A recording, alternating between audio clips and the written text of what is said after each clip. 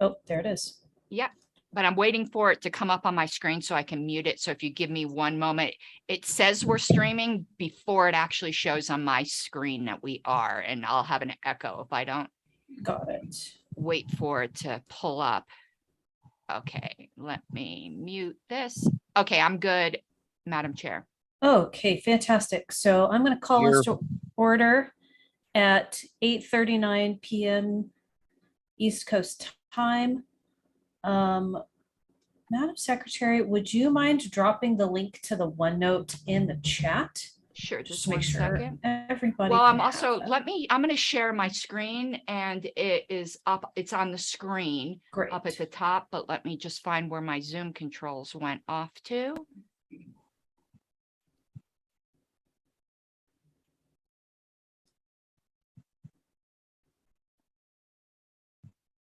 Okay, on the screen up at the very top, it says link for OneNote, but it's a tiny URL and it's AUG EC 2022 meeting. I'll stick it in chat as well for people, but they can always find it there. Okay, great. So I'd like to do public comment and roll call. I think we've got everyone here, so I think that it's fine for us to go ahead and do roll call now, and then we can get into public comment. And in the meantime, if everyone would go down to the bottom where you see it says participants, that's what I'm going to be looking at when we call on you. So then right next to that, there's reactions. Raise hand. If you want to speak during public comment, please raise your hand. We're gonna, let's see, if there's not a lot of hands, we're gonna make it 2 minutes each. If there's a ton of hands, we might have to trim it down to 1 minute. But okay, so Madam Secretary, whenever you're ready, we can do roll call. Okay, and I do like to just note the LNC members that are here, even though they're not on the EC. So I'm just going to go down the entire LNC list. So Madam Chair is here, Mr. Smith. Okay, Mr. Smith is absent. Mr. Hagopian is present. I am here. Mr. Bowen, I know, is here. Mr. Elliott is here. Mr. Nikela. So Mr. Blankenship. I am here. Mr. Rupo. Okay, Mr. Rupo is absent. Mr. Benner.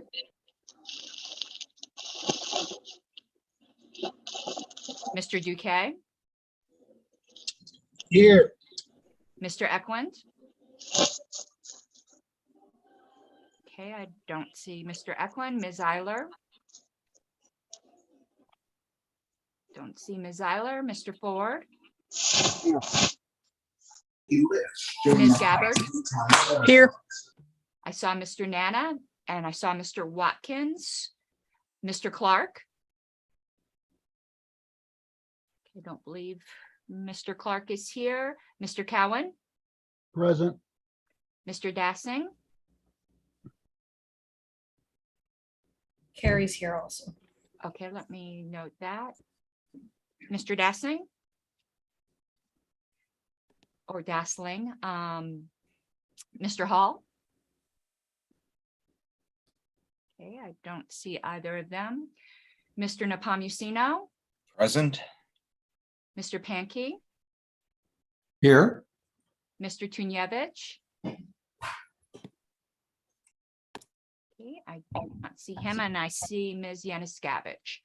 So the bold names on the screen, Madam Chair, are not here, but the only executive committee member missing is Mr. Smith. All right. Okay, so let's jump over to public comment. Thank you very much, Madam Secretary.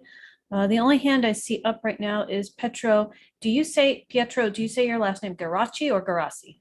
Geraci. Geraci, okay. Yes. Please go right ahead. Absolutely. Thank you, Madam Chair. Hi, everyone. My name is Pietro Geraci. I currently serve on the Executive Committee of the Libertarian Party of New York, as well as chair the Orange County, New York Libertarian Party. And unfortunately, a lot of this is aimed at the previous LNC, but I'm rather peeved at what they did to the LP of Y, because we basically went and begged them for funds to help pay petitioners to get Larry Sharpe on the ballot. And they promised us the funds. And then they're like, oh, no, sorry, we're going to attach these strings. And that proved highly problematic. And I think that played a role. There were other factors that definitely played a role in the current struggle that we're in. I think the only way to rectify it, even though it's not the current LNC's fault, I still think they have a responsibility to rectify this in any way that they can. And I think a good way to do that would be to just give any funding possible to future challenges. Our appeals to Part ZZZ, which is what got us into this mess in the first place of the New York State budget in 2020, and perhaps getting our challenge all the way up to the U.S. Supreme Court. I think that would be the best course of action in any way that, you know, you can think otherwise, but there should be some sort of rectification there, because I do believe that the LPNY was gravely wronged by the shenanigans of the previous LNC and its committees. Thank you. Thank you very much. I believe we have Justin Carmen up next. Justin, go right ahead. Hi, everyone. I am Justin Carmen. I am the vice chair of the Albany County Libertarian Party here in New York. Pietro took a lot of wind out of my sails in what I was going to say. Essentially, the funds came to New York, and I realize this is not on anybody's, fault here, but, in the prior term, the funds came to New York a late and short manner that kind of really killed us. We were only a couple of thousand signatures short. And, I think we're still kind of tabulating what the total costs of this signature collection effort was, but it was north of $250,000. That is a enormous expense. And to fall that, short, it's a tough bullet to bite, knowing that had we had the money, and the promised amount and, on time, like we had expected, we're probably not facing this situation. But that being said, we are where we are today, and we are facing a really grave and difficult threat legally here in New York regarding getting back on the ballot. I would advocate and I would implore the board to go ahead and consider approving these funds to go ahead and move forward with this appeal. Partly because I think when you go ahead and hear about Gary Denoyan's thoughts about the case, this has a potential national aspect outside of New York, and that would do a lot of potential good to the party, even if the case isn't well received here in New York. I would like to see, a greater effort done here to more than just us, if we can at the same time. It's one of those things where it honestly will probably pay us in the long term to invest a little money now to not invest a lot of money later. Thank you. Thank you, Justin. Okay, so next up we have Ms. Harlos. Madam Chair, please put me at the end. Mine's more in the nature of an announcement when everyone's done talking. Got it. Okay, up next we have Mr. Jacobs. You have 2 minutes. Hey, I just wanted to comment on what the two guys from New York said. I basically agree with them. The only thing I wanted to add was the one guy said they came about 2,000 signatures short. That was 2,000 signatures of the 45,000 minimum to turn in. That doesn't mean you had 45,000 valid signatures and would have survived the challenge. So I don't know what the validity rate was on those signatures, but chances are to come in with a challenge proof number at 45,000, you probably would have needed to turn in at least 70 or 75,000, maybe more if the validity was bad. So, and the cost would have been a lot more than $250,000. It'd been way more. I can tell you, going way back to 2004, the Libertarian Party did a drive in Texas. And at the time, it was 45,540 valid signatures needed, and they had 90 days to do it. And back then, it cost the party over $200,000. Okay. There's been a lot of inflation since 2004.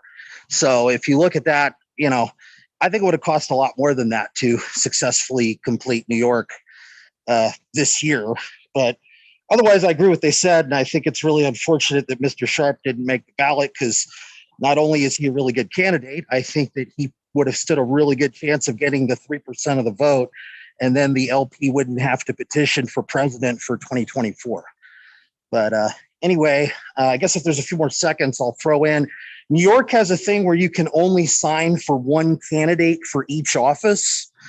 And so that eliminates the ability to piggyback off of other petitions. You know, if somebody else is running, you have like the Green Party or whoever else is running, you can't really piggyback if a New York voter can only sign one of them. And so that was thrown out. Pennsylvania used to have the same thing, and it was thrown out in Pennsylvania. So I don't know if it'd be possible to get that thrown out in New York, but that would be one thing that could possibly help.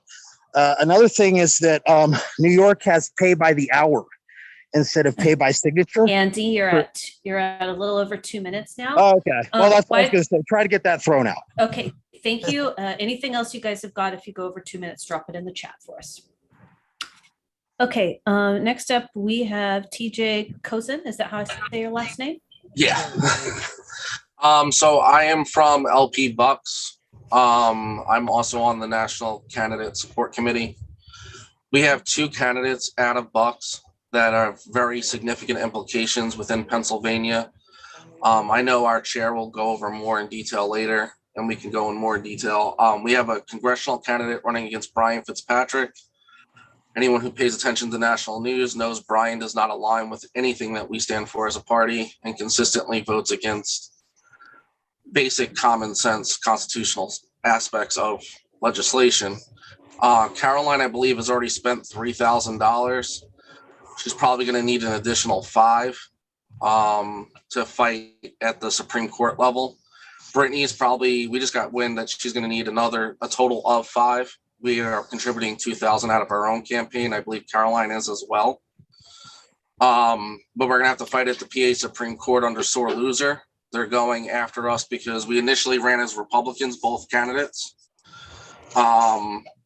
We were disenfranchised with the party, with the corruption that was there. Left, came full head into Libertarian Party. Obviously, I'm Brittany's husband. I've joined several committees. Caroline got 4,800 signatures, which was a workhorse in Pennsylvania. Brittany went to several events to help candidates get on the ballot. Also in Pennsylvania, we've had the most candidates get on the ballot since 1994. So we need help from national to help fight this case in the Supreme Court.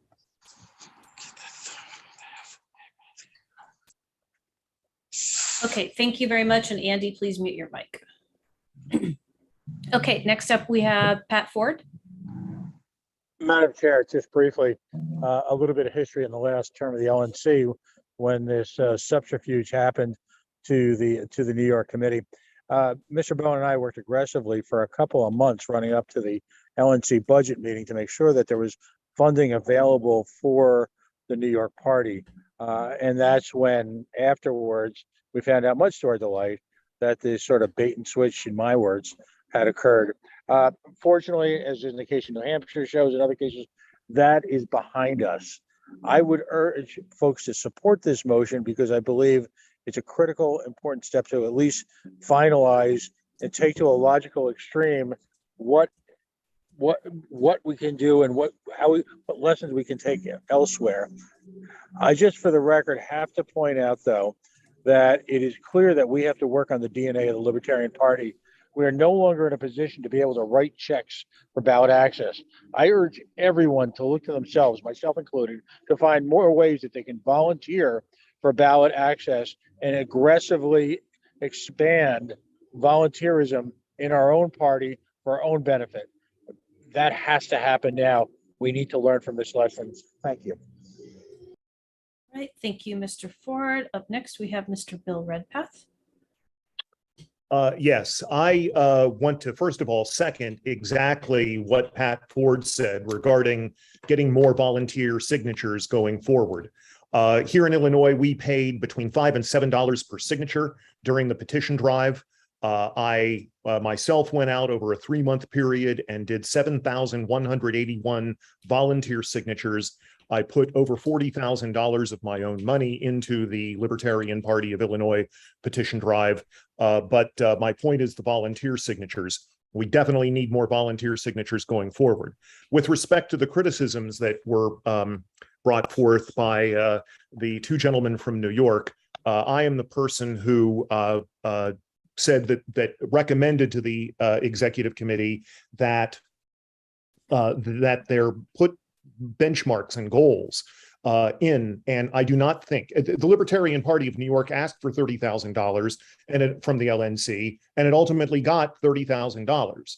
So I'm very sorry about this situation in New York. I want everybody to get on the ballot. I've worked hard since 1988 on ballot access. Since 1990 at the national level. It is horrible what has happened to minor parties in New York, including the LPNY. But I brought up the fact that this was the toughest petition drive ever in the history of the Libertarian Party, that it was questionably feasible from the get-go. And it was not, this petition drive in New York was not done in a transparent manner. The Ballot Access Committee, the National Ballot Access Committee, for many weeks could not get any numbers out of the Libertarian Party of New York regarding how many signatures were gathered. And it is a horrible petitioning requirement, but if you got 43,000 gross signatures when you needed 45,000 net, you did not come close to successfully completing this petition drive, as unfair and obscene as the petition requirements are. So from my perspective, I do not regret recommending to the executive committee that benchmarks be put in place. And they, by the way, the money was given, even though the Libertarian Party of New York was not hitting the petitioning benchmarks, the money was given anyway by either the executive committee or the LNC. So ultimately, those benchmarks were waived, and the full amount of the money, it is my understanding, the full amount of the money that was requested by the LPNY eventually went to the LPNY. We are at 2 minutes, Mr. Redpath. Thank you very much, and we're going to call on you to speak later because I would definitely like more of your opinion. Okay, up next we have Mr. Rob Coburn. Thank you, Madam Chair. I'm Rob Coburn, Chair of the Libertarian Party of Pennsylvania, and I'm here to speak for Ms. Avery and Ms. Cozen, our candidates being challenged. We have an opportunity here in Pennsylvania to overturn the unconstitutional sore loser law, which both of our candidates are being challenged under. The attorney that we have hired has won on these grounds before. Now, nothing is a guarantee. I'm an attorney myself here in Pennsylvania, and nothing is a guarantee, but our attorney that we have is rather confident. Miss Avery herself achieved, her campaign achieved 4,800 of our 10,000 signature goal for our statewide candidates. Had we paid her as a paid petitioner, we would have paid over $10,000. Our entire drive was all volunteer. We in Pennsylvania have already given as much money as we can to Carolyn Avery's campaign. We've given her 5,000. We can't give any more. But her case and Ms. Cozen's case have the potential to overturn this unconstitutional sore loser law and make ballot access and getting on for going here in Pennsylvania going forward easier for every candidate that we've got. So I urge you to please consider helping out for the legal funds to overturn these bad laws here in Pennsylvania. Thank you. Thank you very much, Mr. Coburn. Okay, Madam Secretary, would you like to go ahead and make your announcement? Sure. And I apologize for taking time away from these two subjects. It's just I have the captive LNC here. Mr. Elliott had a question earlier, and I figured if he had it, everyone did. On the information I sent to the LNC before regarding the new organization procedure for party records, that was for informational purposes only.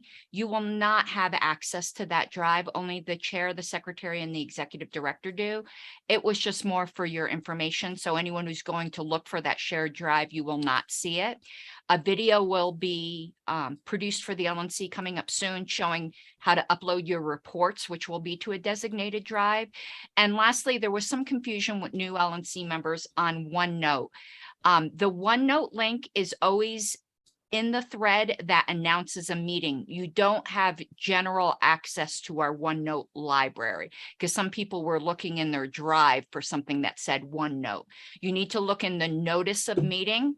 I will always post that in the thread. And if you can't find that LNC thread, this goes for members as well. I post every notice of meeting also on the main webpage of lp.org.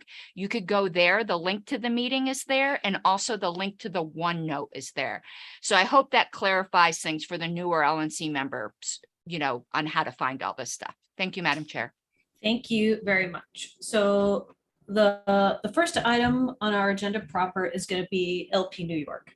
Now, what I'd like to do is I'd like to give 15 minutes, because last time we did this, 10 minutes was not quite enough. I'd like to give 15 minutes to Mr. Sharp and his attorney. I'll be keeping track of time. At that point, we're going to sort of wind down their discussion, and we're going to open it up to LNC members. And at some point, I may end up passing the gavel so that I can argue. We're going to just kind of see how things go. Mr. Sharp, if you and or your attorney would like to speak, please take it away. I am here. Can you all hear me? Yes. Excellent. The issue that I want to bring up regarding the monies that came to New York State, Mr. Redpath is incorrect. We did not get the full amount. We got half. We were initially promised 30,000 and we got half of that. But the issue isn't whether or not we got half of it or not. Mr. Redpath was on the phone call when we were talking about this earlier, and I was very forward with him. I said, if you're going to put these restrictions on the money, I don't want it. That was what I said. I was very forward about it. I said, if you're going to do that, I don't want it. I will find another way to raise the money. He was a bit shocked by that, but I was very forward. Either give me the money or don't. I have to budget. I only have 6 weeks to make this work. My plan will have multiple points of failure. And if any of them fail, we're finished. So literally, I said that. Then about a week or two later, whenever it was, the committee agreed, we'll give the full 30 up front. I said, awesome. I was happy. I was on that call. Then a week before, that was changed. I wasn't even on that call. I wasn't even informed until later. How could I then go back to my donors and say, well, remember I asked you for that $40,000? What I meant was 70.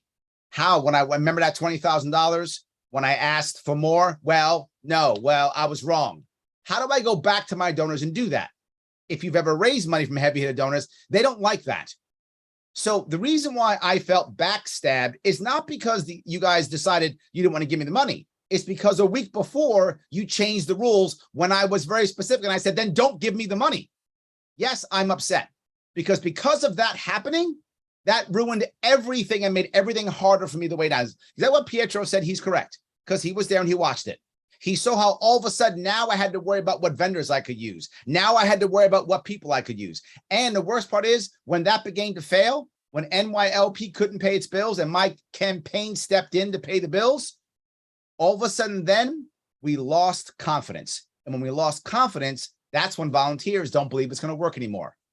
When people start saying what Mr. Redpath was saying 1,000 times, this can never work, this can never work, this can never work. Well, why would volunteers try when they've been telling that it can never work, never work? And when LP decides, well, we were just kidding and we're not going to give you the money. This was not helpful, but I pushed on anyway. So we pushed on and the campaign decided to do whatever it could to still pay people. So yes, we came up short. We might have actually come up far better if all the other failures didn't happen. So I just want to be clear. And we never got the full 30. We got 15, literally the last week of the campaign. Literally the last week of the campaign. That's when we got the 15 out of the 30. We never got the 15 ever. The other 15 ever. So that is incorrect. So with that in mind, as I tried to push through anyway, we were so strapped at the end, because this goes to other people who are talking in the chat. You only actually get 5 weeks because a week is to prepare before and after to figure out how things work. We were so strapped. Literally, I had 5 minutes left when I put the signatures and when I submitted the signatures. 5 minutes left of the day. They closed the door behind me. We couldn't even count the signatures. We had 5,200 sheets. We hoped it was enough and we submitted them. Some we couldn't submit. Why? Because to the other part that we happen is there's tons of fraud, which our Republicans try to get on. Andrew Colsey and the hard work him and his team did figure this out. Literally, they had 13,000 photocopy signatures. We found that we had some photocopy signatures too, and we pulled them out because we didn't want to commit fraud. I know it sounds crazy. We had that too. We had the same problem because we had to use any vendor we could get because we were picking vendors who didn't want their money up front. So we picked every vendor we could possibly get. And some of those vendors were kind of shady, obviously. So that was another problem that we have. So the issue isn't whether or not the money was given. The issue is the way it was turned. That's the problem. And I think if I understand Pat right, that's why Pat was saying debate and switch. If you had either said, Larry, that's the only way we're giving you the money, then I would have said, great, I don't want it. I'll find another answer. Or Larry, we're giving you the money. I would have taken it and we would have run the right way. This is the specific problem that bothers me. Let me move on if I could. Next time we do this in 2022 or 2024 for the presidency, if I don't get on the ballot this year, or if I don't get 130,000 votes or 2%, whichever is higher, that's how New York State works, 130,000 votes or 2%, whichever is higher, it's going to cost the LP $500,000 to get ballot access in New York State. I'm not joking. It will cost $500,000 because the guys who also could make it was a multimillionaire by the name of Harry Wilson, who's worth $50 million. He couldn't do it.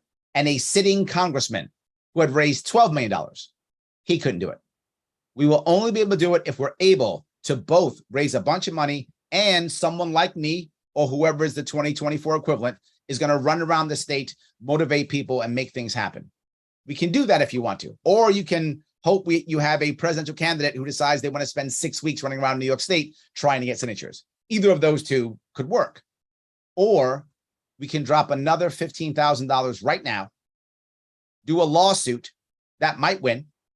And most important piece, if it wins, will not just affect New York State, it will affect the entire country. And not just for this, but actually for the entire, for the next generation in New York State. I'm going to ask Gary Denoyan to come in and give you some details on that. But that's how important this is. We have fought before. We can fight again.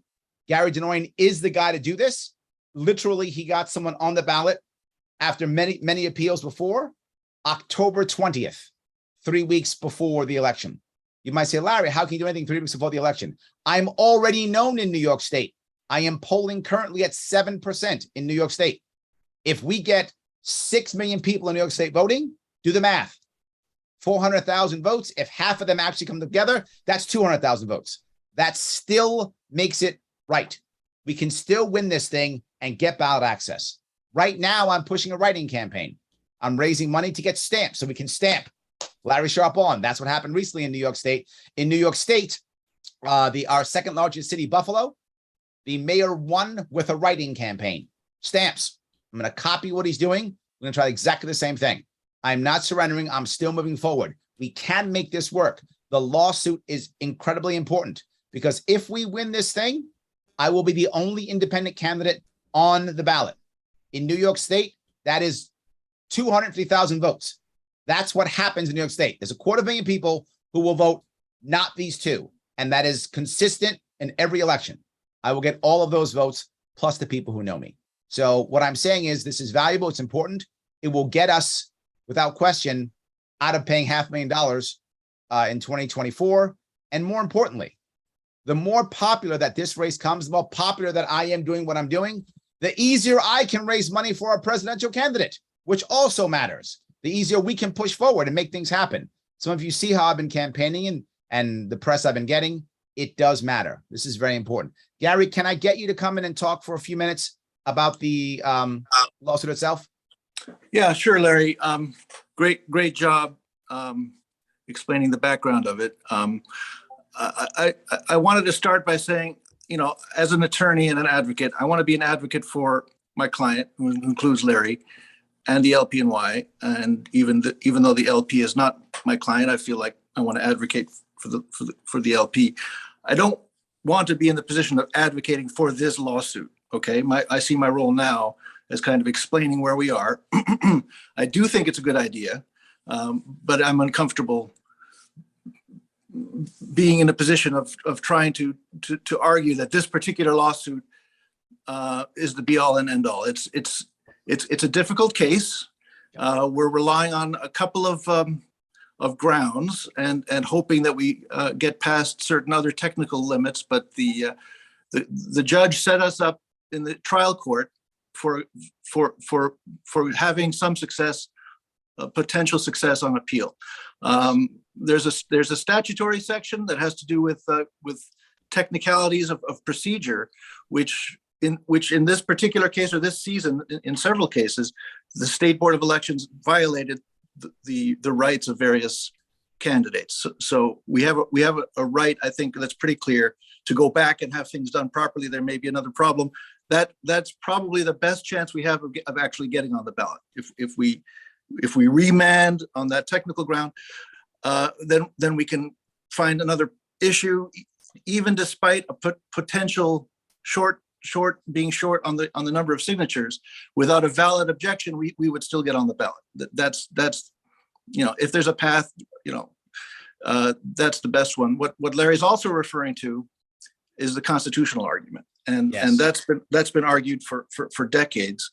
I actually recently Richard Winger on the free speech issue, the binding Supreme Court case from 1971, the Jeunesse case, which is very flawed and should be overturned. We do have a difficult precedent in our case because a different set of attorneys for the LPNY has already been in federal court on that issue and has lost on that issue.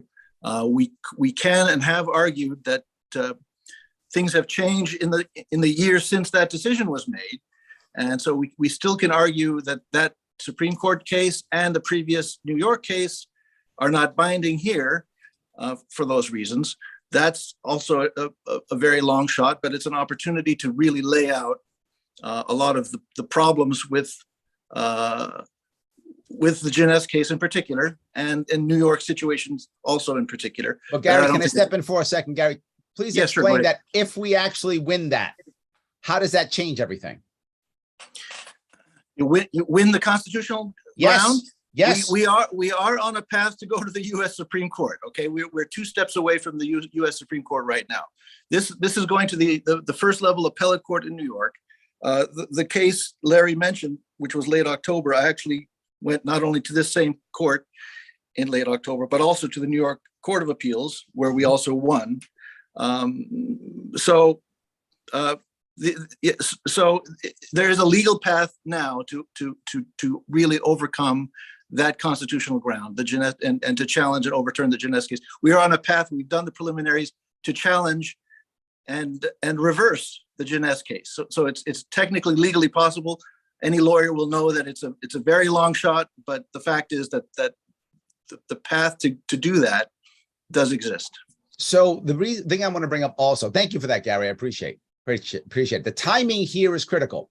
Why? Because of people like Yang and people like me and people who are becoming more popular with a third party route. They also want this to happen. You've seen there was a New York Times article on this. There's a Daily News article on this. People are seeing it, and that's going to move popular opinion. And judges are just people. They're going to be moved also. So will politicians. We have politicians now in New York State who are starting to get behind us. As they start getting behind us, they will change. So the timing for this is now, because of the people like Yang and his ilk and everyone's third party, and everyone says they want third party, but then when it actually happens, they go back to the old two. So the point is, the timing is right now. The opportunity is huge. If we win big. And if we don't do this and go, forget it, whatever, Larry, good luck, and I don't get it, then we're going to have we're not going to have 50 state ballot access for this party for a generation. And I'm not exaggerating when I say that. I would ask you, are you telling me this party is going to take $500,000 and put it into ballot access for New York? It's not going to happen. And unless another me shows up to do it again, it's not going to happen in 2026 either. So it's not going to happen ever. It will be solidified in New York State. And here's the worst part. The other states will follow. Because if they can trash third parties and get rid of Yang and us and everybody else in New York State, The other states will follow. They'll do exactly the same thing, and this will keep going. So we can stop it now, or we can let it go. Gary, did I miss anything? Nope, unless people have questions, you know, I think that is the gist of the story. Okay, so thank you guys. You're a minute under time, which is fantastic. So here's how I want to set this format up for Q&A. I've got some questions I want to ask. I read the case law. I've read the entire transcript, highlighted it, sent it around. I don't want time to get out of hand because we have 2 other matters on the agenda. So we're going to do questions right now for the executive committee and for the ballot access committee. Before we jump to that, and I see Dustin Nana's hands up, so he's going to go first. Before we jump to that, Mr. Hagopian, do you have any idea what our budget is for ballot access? Yes. 1 second here. And I want to caution while we're talking about budget for specific items. This is, of course, all based off of the previous budget, which we are not living up to from a revenue perspective. So while I am fairly certain I will be voting in favor of this, I will also be acting as a responsible treasurer and putting in some of these disclaimers. There is approximately $71,057 left in the ballot access budget. Great. Okay, that helps take care of that. Okay, so Madam Chair, point of privilege. yes, but actually, Rob hold on. Coburn, I have to, I'm giving Richard Schwartz and Allison Graham are the 2 to represent tonight. I'm going to be stepping out here. got it. So Richard Schwartz and Allison Grip. Yes. Okay, thank you so much. Thank you for hopping on. Okay, so let's jump to Mr. Nana. Okay, thank you. So I have one specific question, and I'm sure I will have more later, but the first one that jumps to mind is why $15,000 specifically? Where did this number come from? What specifically is so crucial about 15,000? Why is that the specific ask today? Okay, Is that a question for me, or is that for someone else? for Larry or for Gary? Yeah, Larry, why don't you take that one? Yeah, it's $15,000 because of the 30, I got 15. I'd like the other 15. That's why I'd like that. The case will probably cost somewhere between 10 to 12 is the assumption, but it might cost more. So I want to have a buffer just in case it costs more. So I picked 15 because that's what I think I should get because that was promised to me before. That's the reason why. If it was in your budget before, it's in your budget now. That's why I picked 15. However, the case will cost somewhere between 10 and 12. If you want to go 12, I'm going to whine a little bit, but I'll shut up. But that's why I want a 15. Can I ask Larry, do you have additional campaign expenses to take care of? I have tons of them, but I'm raising money and I'm not asking you for anything extra. I've already raised what, $300,000 or $400,000 already. So most of this was done without the national, which is, look, I'm not trying to be a jerk about that, but I do raise money. I raised $500,000 last time. I'm still raising money now.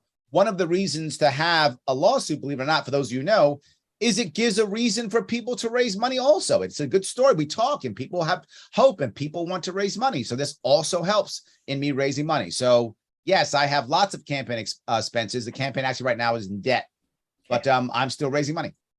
Okay. Todd Hagopian, go right ahead. I think Secretary Harless was first. Oh, I missed it. My apologies, Ms. Harless, go right ahead. Trying to find my, first of all, thank you, Larry. I truly loved what you had to say here. And also I read the transcript of the hearing and I thought you did fantastic in that hearing. Thank you. Wayne, can you shut the door, please? I'm sorry. That's going to happen every meeting, but the birds were going. I have a question and I want to know if I'm just fundamentally misunderstanding something because I only reviewed it earlier today, but I took a look at the order as well. I didn't care for the order. I don't want to disparage a judge, but I just didn't care. I didn't think it was very well written. And it seemed to me he miscast a little bit of what happened at the hearing. 100% true. Yes. Yeah, it seemed like you guys were saying you'd be perfectly amenable to, and we're kind of waiting to see if the court was going to make a move towards having an in-camera inspection, that the Yep. whole issue of the 5,000 signatures, you did not concede that you were short. I didn't count them. How would I know? Right. And so he made it sound, so I was correct that I read his order was kind of like, y'all didn't even want them counted. I think you did. I agree to all of those things. Absolutely. In addition, I said, if you remember, I literally said constitutional Yes. was unconstitutional. I said it in my Right speech here. and I put it in writing, and he said I never mentioned it.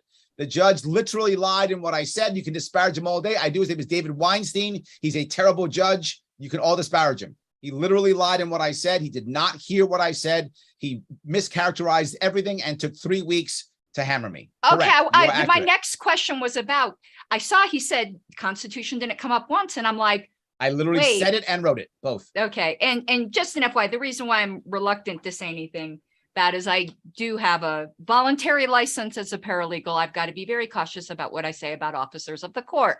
So, but thank you, Larry. I wanted to make Yep. sure I wasn't misunderstanding. You're not crazy. He just decided that it didn't matter. He was just going to tell me no, even though it was completely wrong. Okay, thank you. Okay, next we're going to go to Mr. Hagopian, and then I'm going to hop in.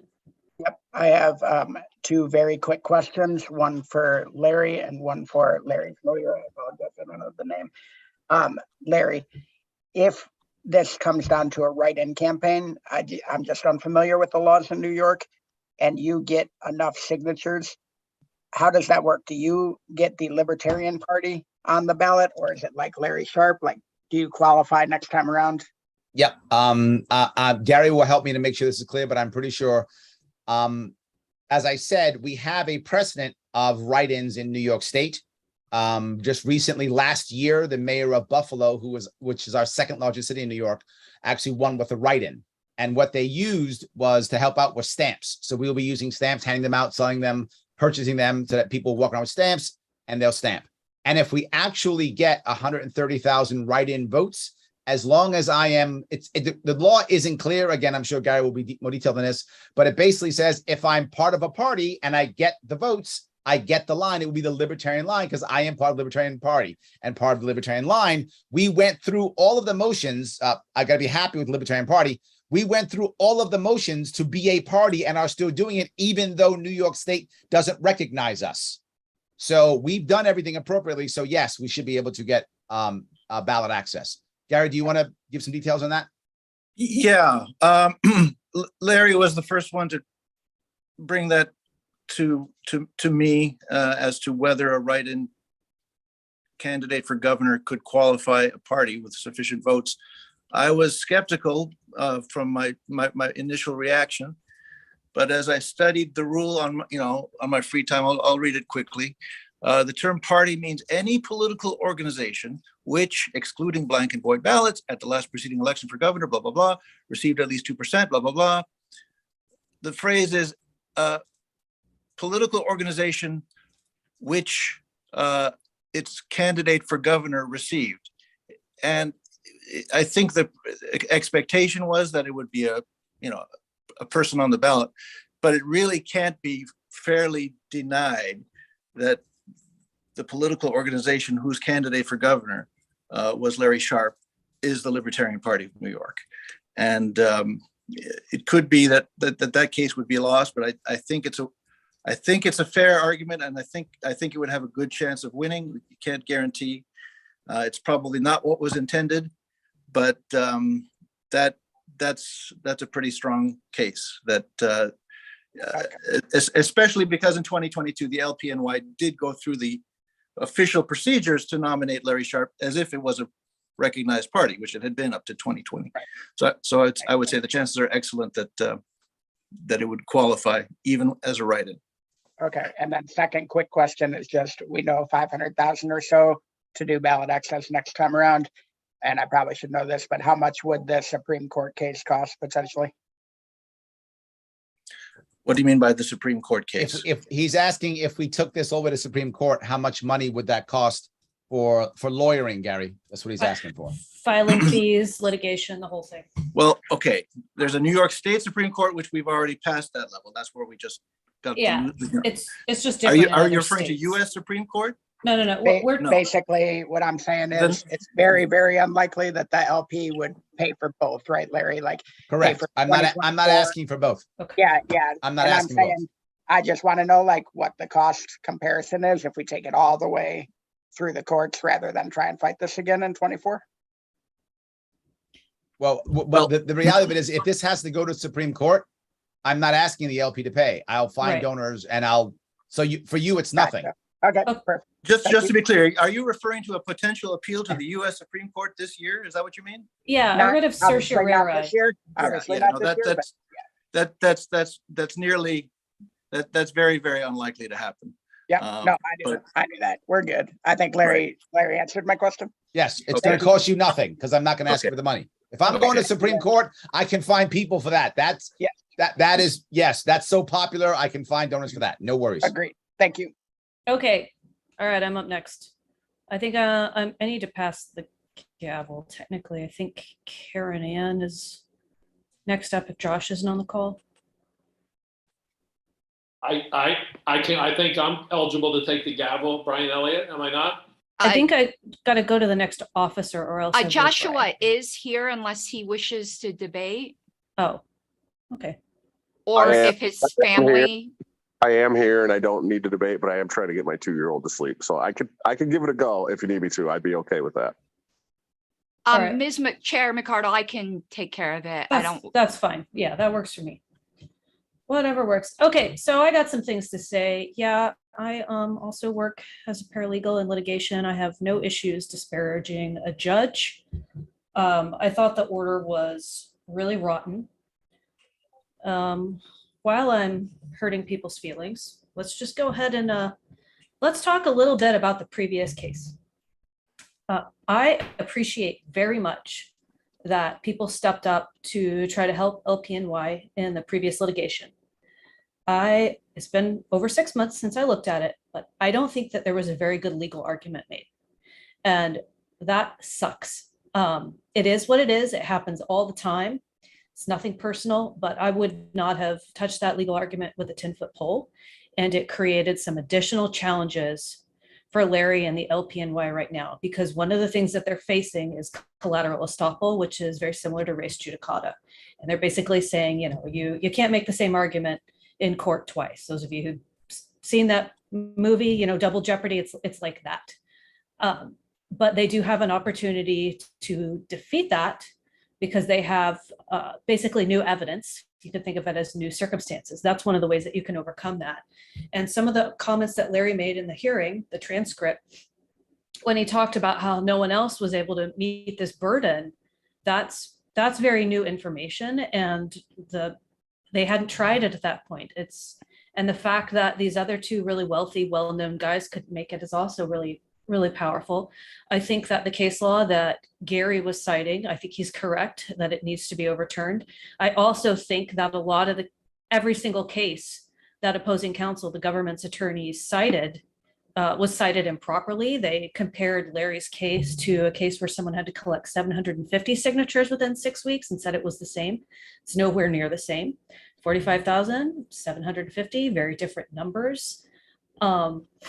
It's not a slam dunk, but I think that it is a much more financially responsible thing for us to do, to try to spend $15,000 or $12,000, whatever you guys are comfortable with. I think it's much more financially responsible for us to try to do this than it is to say, oh, you already dumped over $300,000 of this, into this campaign. Sucks to be you. We'll just blow this off and try to make it again in 2024 for 500K. The reality is, whether we like it or not, the New York LP is kind of burned out on this. And I don't feel confident that their leadership is going to work really hard on this in 2024. And I'm not saying that as a dig at them at all. I understand. I'm saying that because they're looking at the reality of the situation because they've lived it and we're sort of on the outside. So to that extent, I think that it's a good decision for us to make financially. I think it's a good decision for us to make for an affiliate that basically signals to the rest of the country, just like California, how ballot access laws could go. I think it's a good gesture for us to do for someone who is probably the biggest fundraiser in the party. We all know that. He's raised a lot of money for us, for the national party, obviously for candidates and state affiliates. I think it just makes sense. I don't want to get into the details of what happened on the ballot access committee the last term. You guys have heard it from Larry. You guys have heard it from the ballot access committee. But I think that we can sort of gently sidestep all of that and just try to make things right going forward. That's all I got to say about that. So whoever's next in queue, Karen Ann. Yes, Mr. Hagopian, I don't know if that's an artifact or you had your, okay, thank you. Mr. Nana? Thanks. I had a few things to say, but I think this is the most important when it comes to the discussion at hand. There is a candidate that did this while not on the gubernatorial line. As far as I understand, there is an independent Senate candidate who did this year. So I don't know if this whole argument rests upon whether or not this is possible is going to hold up when somebody just did it. I might be mistaken, but I am 99% sure there is an independent Senate candidate who did pass the signature requirements this year. Yes, this is true. This is a woman by the name of Diane Sayre. I actually know her.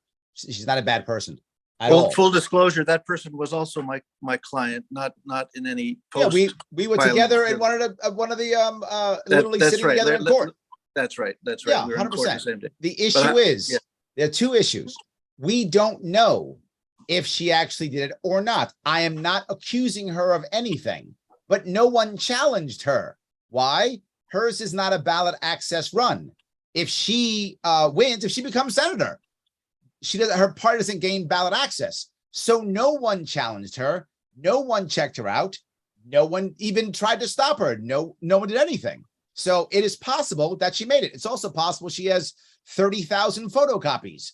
I don't know. So that point, which is what I brought up in court, is we don't know. So how can we put that into the same bucket as the other bucket when we don't know if she has valid signatures or not? She got it because they didn't check.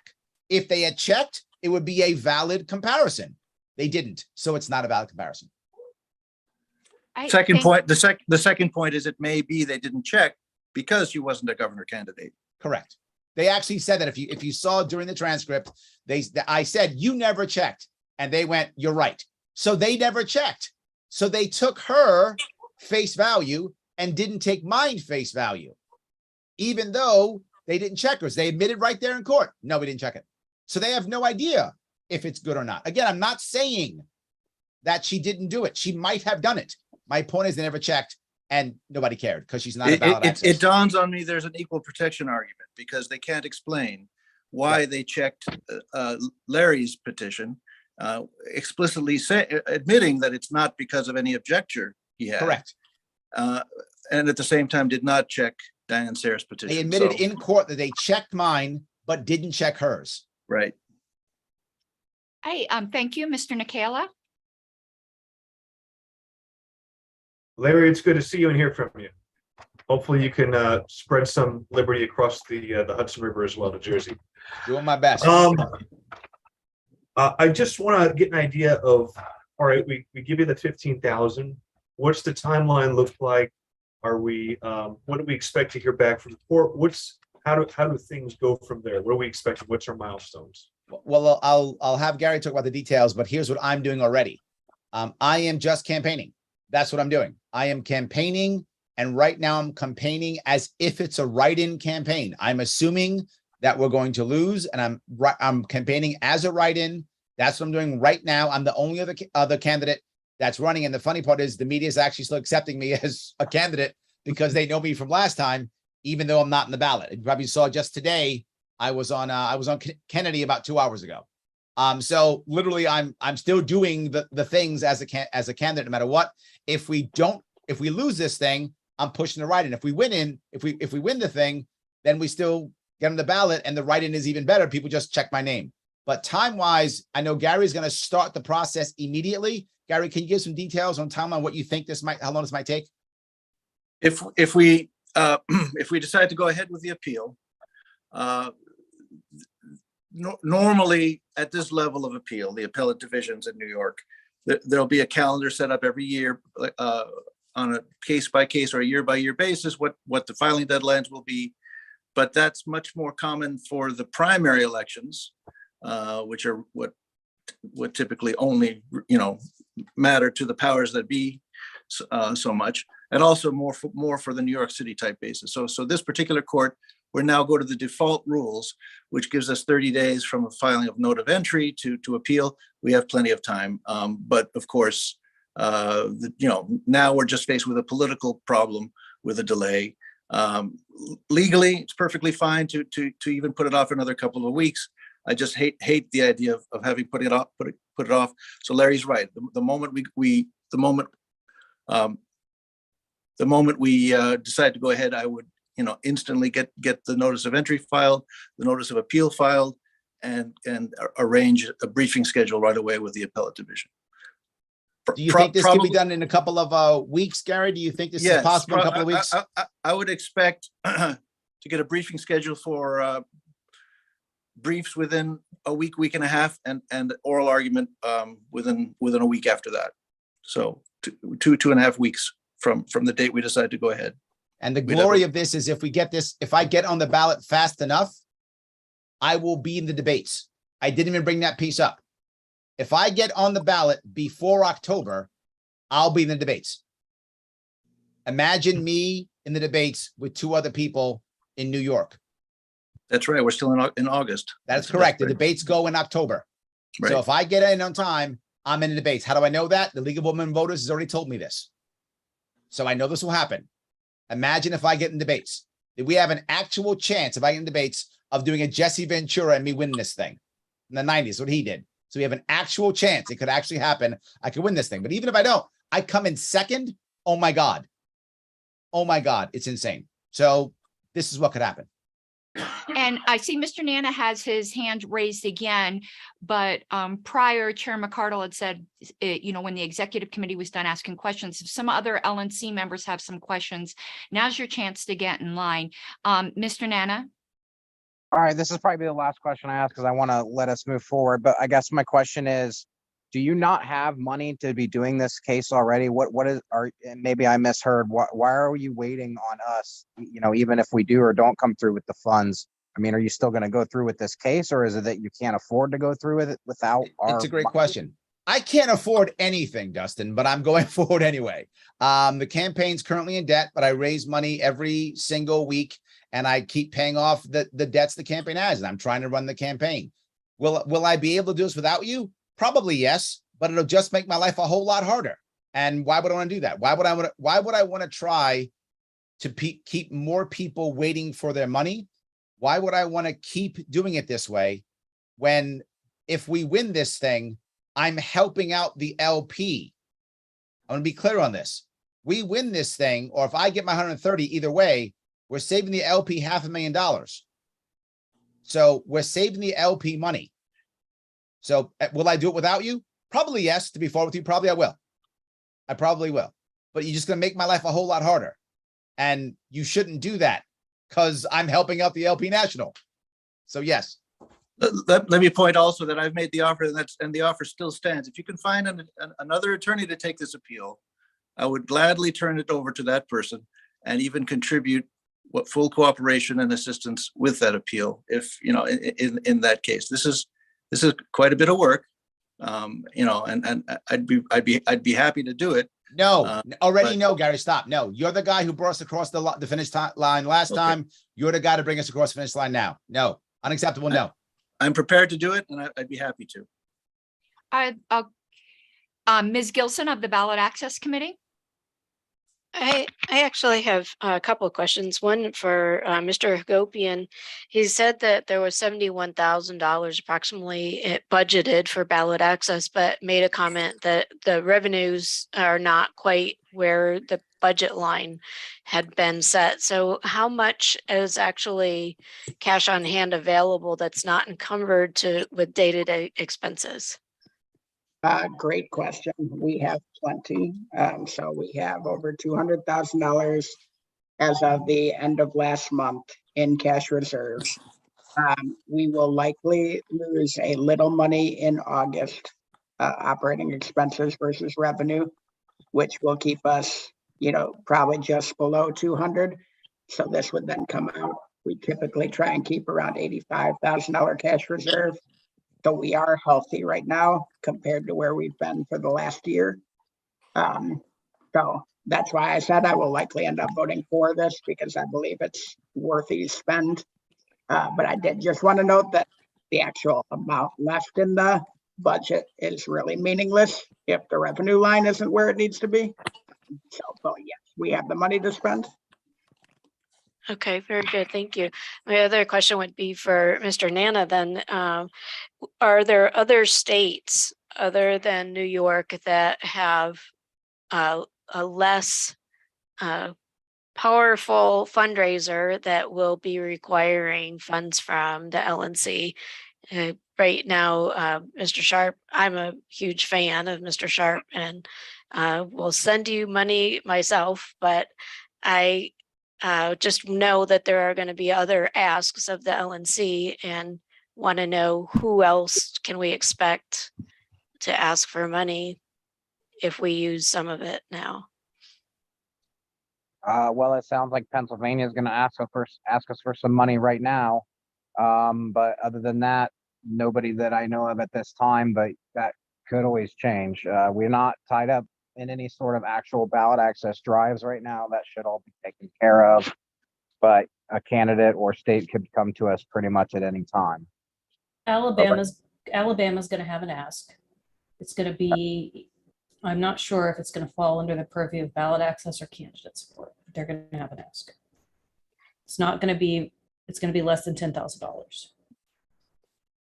For my part on the ballot access committee, my suggestion would be to absolutely, if the money is there, it's budgeted, it's not encumbered with any other day-to-day expenses, absolutely, let's give it to them.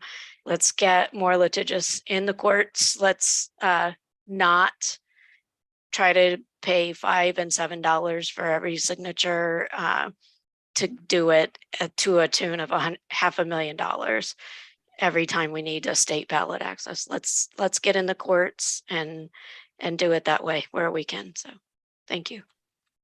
Okay, I have Mr. Bowen up next, and just to kind of hint, nudge to the executive committee, that a motion would be appropriate at any moment. Mr. Bowen. Thank you, Madam Secretary. I have a question for Mr. Nana. Just wanted to know, full transparency, by the way, I am on the executive committee and the ballot access committee. So just so everyone knows that. But Mr. Nana, do you have any information in terms of what the current encumbrances are in the budget category for ballot access? What states and what amounts, or at least a total? And can you confirm that the amount that is the 15,000 is still considered an encumbrance for New York, since we have not paid them the additional 15,000 at this point? I'm not sure about the New York money, because that was a decision made by the executive committee at the end of last term. I don't know if they changed the encumbrance amount or what they did there exactly with that. I don't believe I was at that meeting. There's room in the ballot access budget to do this if we want to. And actually there's a specific legal line. I don't know if we've exhausted that yet. I want to say we have not. That's within ballot access. So, I mean, the money is there. That we're not, like I mentioned, we're not currently sending any states any money right now. Could change, but as of right now, like for instance, New Hampshire has already received their money. They've already done their drive. Same thing with Illinois. And Alabama as well. I guess maybe they're going to have a new ask, but I don't think it's going to fall under ballot access since they've already petitioned. Thank you. Second question to Mr. Sharp or anybody from New York. Who is actually asking for the money at this point? Is it LPNY? Is it the Sharp campaign? How is that money, if we agree to it, going to be dispersed? To be forward, I don't really care. It's going to a legal fund. So you can send it to LPNY has a ballot access fund, which can be used. If you think that's better for you, you can send it to my campaign. It doesn't matter to me. Wherever you want to send it, the answer is yes, because it's going to go to legal issues. I'm happy to take the income because it'll make it look nicer for me when I report. So I'm happy to take it. However, if you want to give it to LPNY, they have a ballot access committee.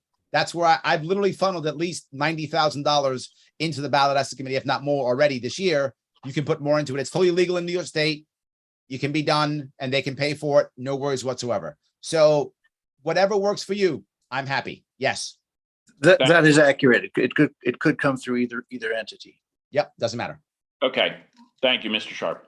Just for the body up on the screen is the last motion from last LNC from the executive committee. I don't know if that answers Mr. Bowen's question. Mr. Hagopian.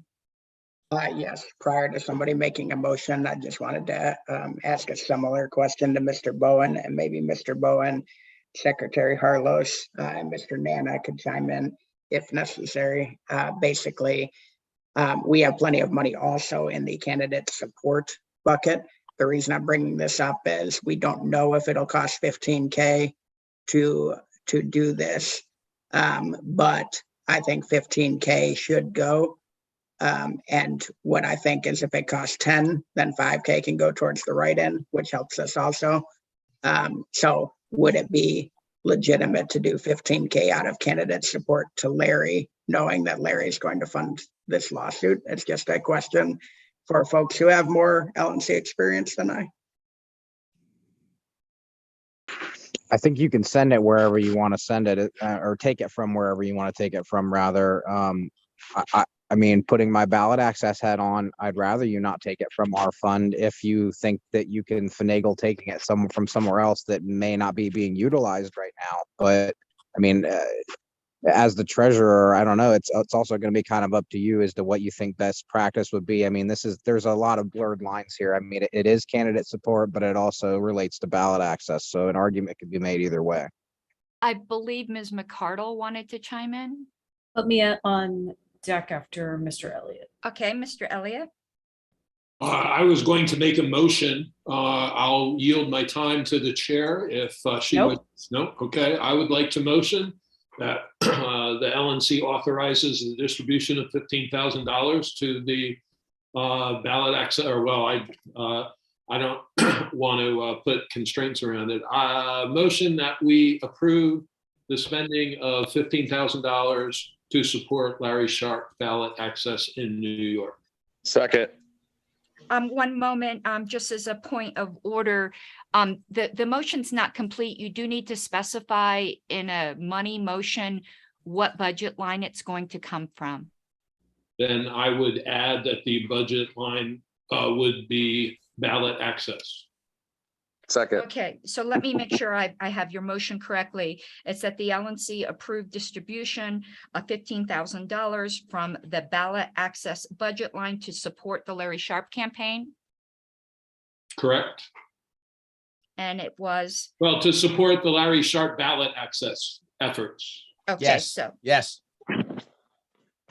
one moment, let me reread that. So it's the LNC to approve distribution of $15,000 from the ballot access budget line to support the Larry Sharp ballot access effort. Is that Agreed. accurate? Agree, yes. Do you need to speak to your motion, Mr. Elliott? I think it's a great idea, and I think New York is very important, and their national implications. And I think it's a sound investment of our members' donations. Okay, is there any further discussion or debate on the motion? Mr. Bowen? Oh, Ms. McCardle and then Mr. Bowen. I'll just say that I'm in favor of it. I think this is a financially responsible decision, and I think it's a good thing for us to do for LPNY and Mr. Sharp, because they've all worked really hard already. And I also think that Gary is an excellent attorney, and I think his work is great. That's all. Mr. Bowen? Thank you. Thank you, Madam Secretary. I doubt that anybody on the executive committee is going to argue against this or try to determine that maybe we should pay a little less because it'll cost a little less. I am in full support of this for the one and very reason that we have already encumbered $30,000 to New York at prior term, of which I was a direct part of. Working at the Boston meeting with Mr. Ford and with the Cordovas and Mr. D'Orazio. I believe this is the minimum we should be doing for New York at this point. So I will be in support of the 15,000. Thank you. Mr. Smith? Yeah, this is a great motion, great people involved. We're righting a wrong from last term. Let's just get this thing done. I call a question. I know. Okay. On small committees, you actually can't. Okay, but that's fine. Is there any does anyone else wish to speak? Okay, no one else. I just wanted to be on the record as calling the question. That's all. Okay, well, there's no further debate. So that's what we would go to. Perfect. Anyway, so this is a vote just of the executive committee. Mr. Bowen. Yes. Second, Mr. Elliott. Yes. Mr. Hagopian. Yes. Mr. Nakayla. Vote aye. Give them hell, boys. Mr. Smith. Absolutely. Ms. McCardle. Chair is not voting. And even though I was just subbing in, I am going to vote yes. So it is 6 yes, 1 express abstention, and I'm passing the gavel back to Chair McCardle. Motion passes. Thank you very much, everyone. Silent clap and the reactions. There we go. Woo. Okay, let's move on to our next agenda item. I really appreciate the patience of everyone in LPPA sticking it out with us. Rob Coburn had to drop off. There are 2 people who are going to fill in and discuss. Allison Graham is one, and I butchered the name that I was writing down. I thought it was Mr. Schwartz, but I could be wrong. But if I know that Allison Graham is on the call. If you or your other LPPA legal representative would like to chat about your case, I would turn the floor over to you for about 15 minutes starting now. Thank you, Angela. And I'm actually going to turn this over to Richard Schwartz to take the lead here. Thank you, Mr. So he should be Schwartz. online. Okay. Second here. Hi, everyone. Okay, so we have 2 court cases, and I know TJ is on the call, and he can probably talk a little bit better about the case with his wife, Brittany. But mainly, we're talking about, or the case I'm talking about is Caroline Avery, who is our candidate for Congress in the 1st PA congressional district, running against Brian Fitzpatrick. And we think Caroline, if she can survive staying on the ballot, can really make some positive inroads for the Libertarian Party, and could possibly upset and get Fitzpatrick a pretty major loss. But anyway, the court case is based on the Pennsylvania sore loser law. Caroline's campaign turned in 4,800 volunteer signatures out of the 14,000 or so that we turned in statewide. So a significant effort from herself and her team. You know, we had other candidates in that area. She alone collected over 2,000 signatures. I mean, we certainly want to keep Caroline active and happy in the party. We would love to have her run again in 2 years and also contribute 4,800 volunteer signatures to our campaign. So as we predicted, her case got challenged based on the sore loser law. And what happened was she attempted to run in the primary election, in the Republican primary, but withdrew. You know, the reason why she withdrew isn't necessarily important according to our lawyer.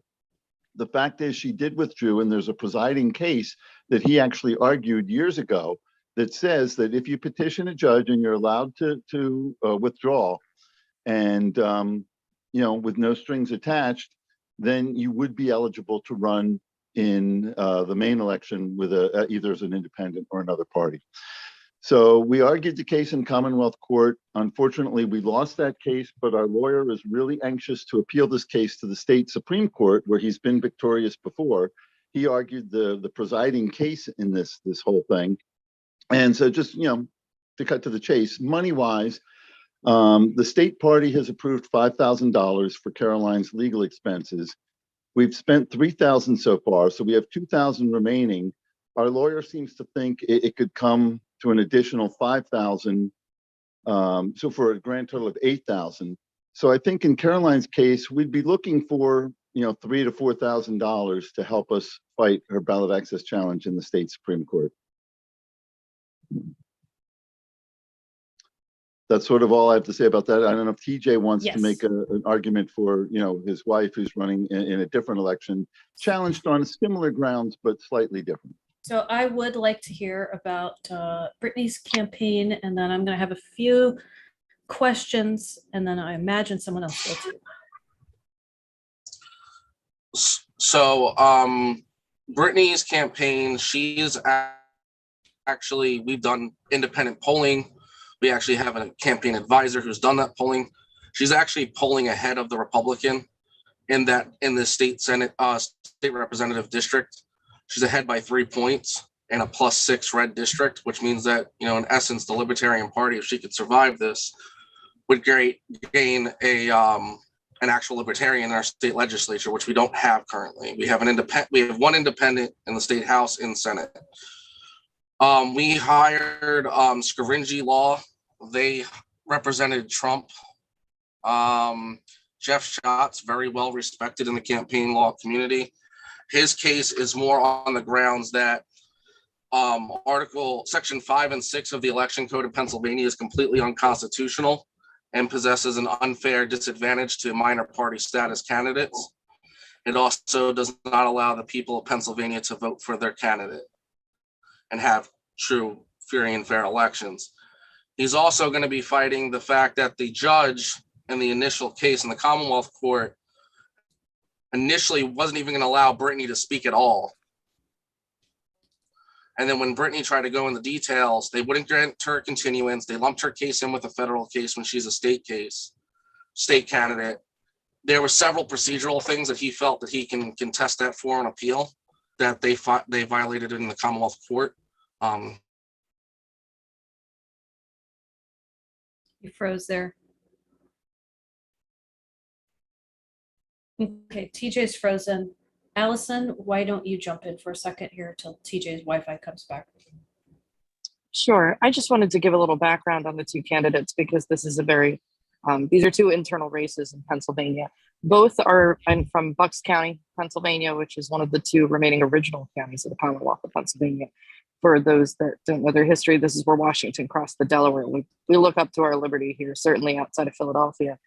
One of the most important things I think to note here is that Brittany's campaign for House District 178, which is for our state house, if she and Caroline are successful with remaining on the ballot, because we have somebody running for state Senate as well, we have a possibility of seeing a ballot in this one district with Libertarians listed for every main office, all the way from our gubernatorial candidate to lieutenant governor to U.S. Senate to first congressional district. And I should know that Caroline is the only person that continued to attempt, and is still attempting to the very end here, to be a U.S. House of Representatives member.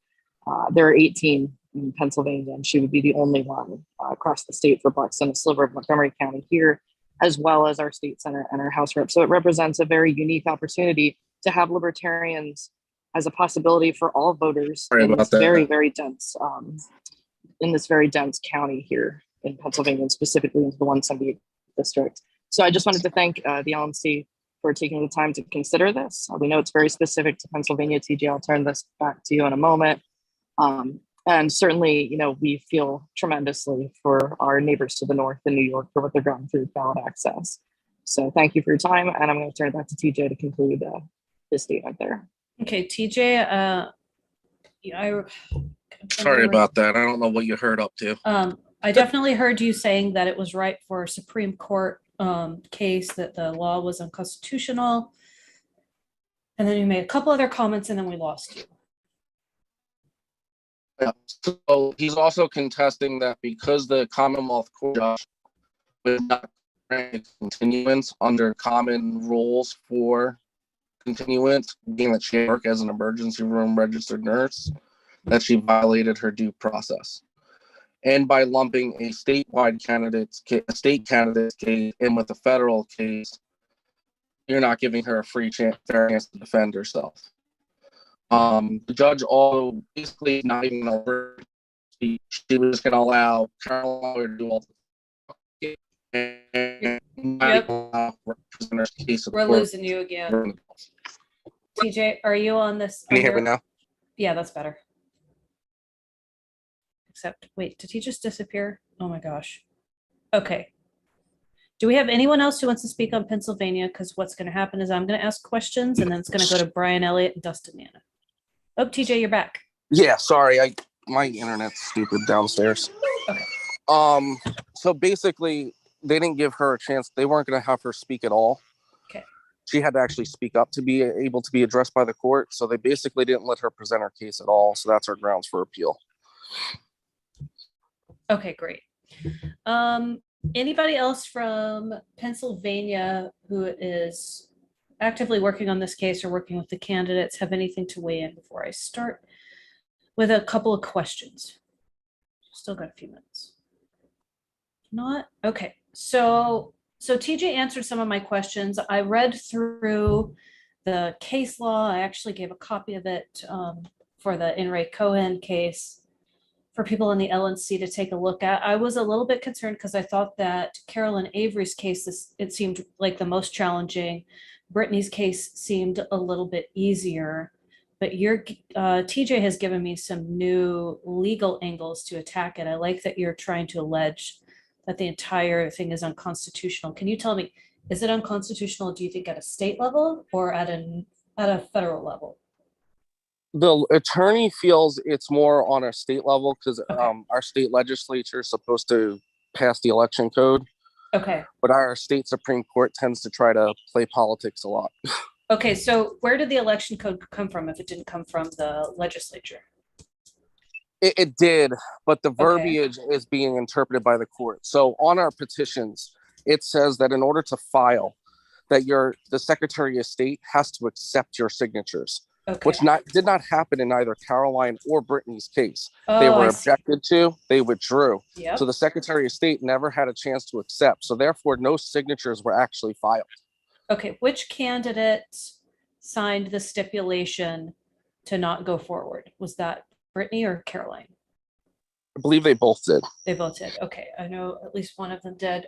Next question, which I do not mean this in any disparaging or negative way. Do you think either of them are going to blow out and quit the party if they don't get funding?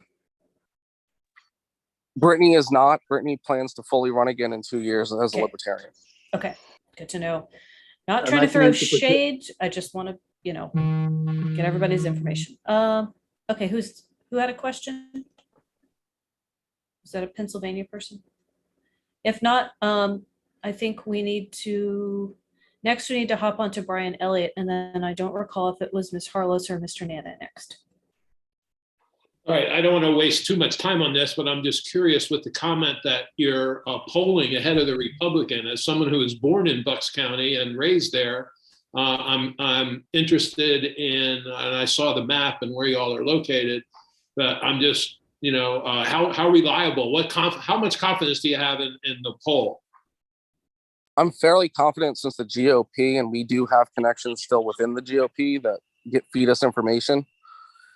There's a big rift within the Bucks GOP. Pat Poprick is the head there. She's been the head for 20 years. She's very corrupt.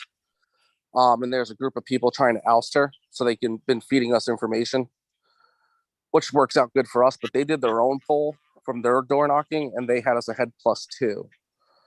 So our polling, we did it from canvassing we hired some people through our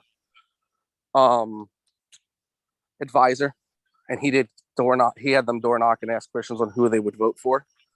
There's also several independent voter groups where Brittany's polling ahead of Kristen. Kristen's not very well liked. She was a school board candidate for Council Rock. She's currently on the Council Rock School Board. She only won her race in November by 1 vote. And it had to go through the courts because the Democrats were contesting it. So she's blocked some constituents that called for a debate between her and Brittany. The Democrats really he thinks he's running for state rep to help Ukraine. So he's kind of non-factor. State House can't help Ukraine. So that's kind of where it came from, that we're ahead in the polls. Okay, so how is it that you've created awareness of the Libertarian brand sufficient to show up in a poll? Brittany's very active on social media. She goes to every event. We're also very active in the community. Brittany's a volunteer firefighter. I'm a past fire chief. She's an ER nurse. She's also an EMT, emergency medical technician, for anyone who doesn't know what that is. So we're pretty active in the community, whereas Kristen barely shows up to school board meetings. She doesn't show up to a lot of fundraisers. She shows up to the high-end GOP elite stuff and doesn't show up to any of the average Joe people who are going to vote. All right, so just to be clear, so this looks like the rank and file Republicans increasingly seeing their professional Republicans as being acting contrary to their interests as citizens, and they are therefore becoming more aware of and supportive of the Libertarian point of view. Is that a fair summary? That's a fair summary. The big contributing factor is guns. This area, Bucks County, the 178th, has a lot of gun owners, and they've seen a lot of the Republican candidates cave on gun control. Brittany was the first candidate of the Libertarian Party that was endorsed by Gun Owners of America in Pennsylvania this cycle. Yeah, well, the first day of hunting season, they didn't open school in Upper Bucks County because half of the boys were not show up. So that's an interesting point there. Thank you for indulging me. I'm done with my questions. Okay, who's next? It's Mr. Nana. Okay, Mr. Nana, and then it'll be Ms. Farlos. Okay, I think we've heard like a broad overview. What is the specific ask of the party in terms of a monetary amount?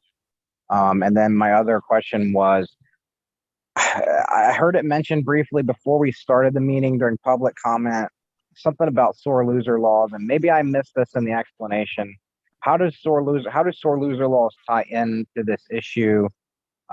Because I know that sore loser laws have been held up virtually everywhere across the country, unless this is some specific quirk related to Pennsylvania that I'm not aware of. So on the Brittany side, Brittany's argument's different than Caroline's. Caroline is strictly focusing on Cohen, but Richard can get more into that.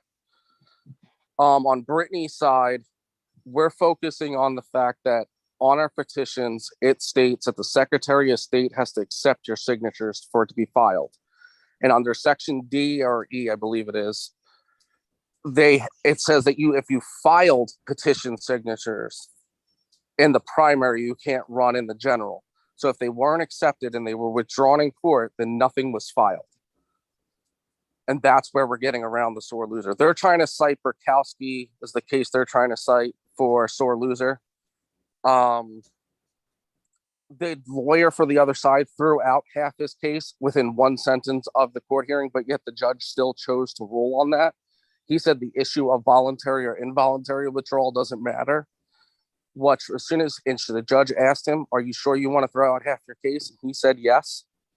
So that shouldn't have been in the ruling at all, but it was in the Commonwealth Court. And then Brittany's campaign's asking specifically for $5,000. And I can answer regarding Caroline. Her case, as I understand it, and I'm not the expert, it's based on the withdrawal itself. The sore loser law applies if you file to run in the primary or, certainly I'm on the primary ballot, but there are presiding cases that if you withdraw, certainly if you withdraw by the deadline to withdraw, then it's almost as if you never filed in the first place and you're able to run in a general election. In Caroline's case and the Cohen case that preceded it, that everybody's talking about, the candidate petitions the court to withdraw and the court allows them to withdraw. They're treating that the same way. There's no stipulation on why the candidate actually withdrew. So I think that's where, you know, our attorney in Caroline's case really thinks he's got a good shot at winning this in the state Supreme Court level. And we're asking for probably up to $3,000 to $4,000. You know, I would say up to $4,000. It probably wouldn't go that high, but I would say up to $4,000 to complete the defense of Caroline's case. Keep in mind the state party has already contributed $5,000. So this would be in addition to what the state party is contributing, just so that we can continue on with this.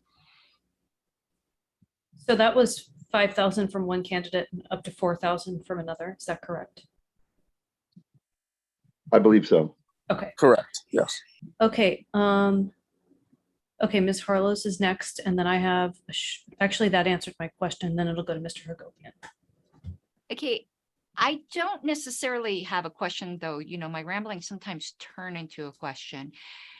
In general, there was a comment in chat earlier that I agree with, that we need to start fighting these more on the legal fronts. So I'm always inclined to support that, but this is more an exhortation to the LNC in general, that if we do, I really do think we need to start making a lot more noise about it. I don't think we should only be viewing these as are we going to win this case or are we not going to win this case? I think we need to view them as fundraising opportunities, but also PR opportunities. The idea of voter suppression is such a big deal nowadays that I don't think we beat that drum enough. And I think we should be using these cases to do that. So I'd like, you know, just the LNC to keep that in mind. Larry made a really good argument about that in the New York case as well. But if we just do these cases and no one hears about it and we know they're long shots, that's kind of throwing money away. You know, you need to, like the government does, don't ever let a crisis go to waste.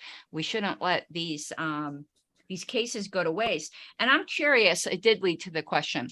With the fact that this is colloquially known as the sore loser law, I think it makes it pretty obvious what the intent was. And I know that courts aren't always likely to go look at the legislative intent, but someone who didn't even run in the primary, they didn't lose.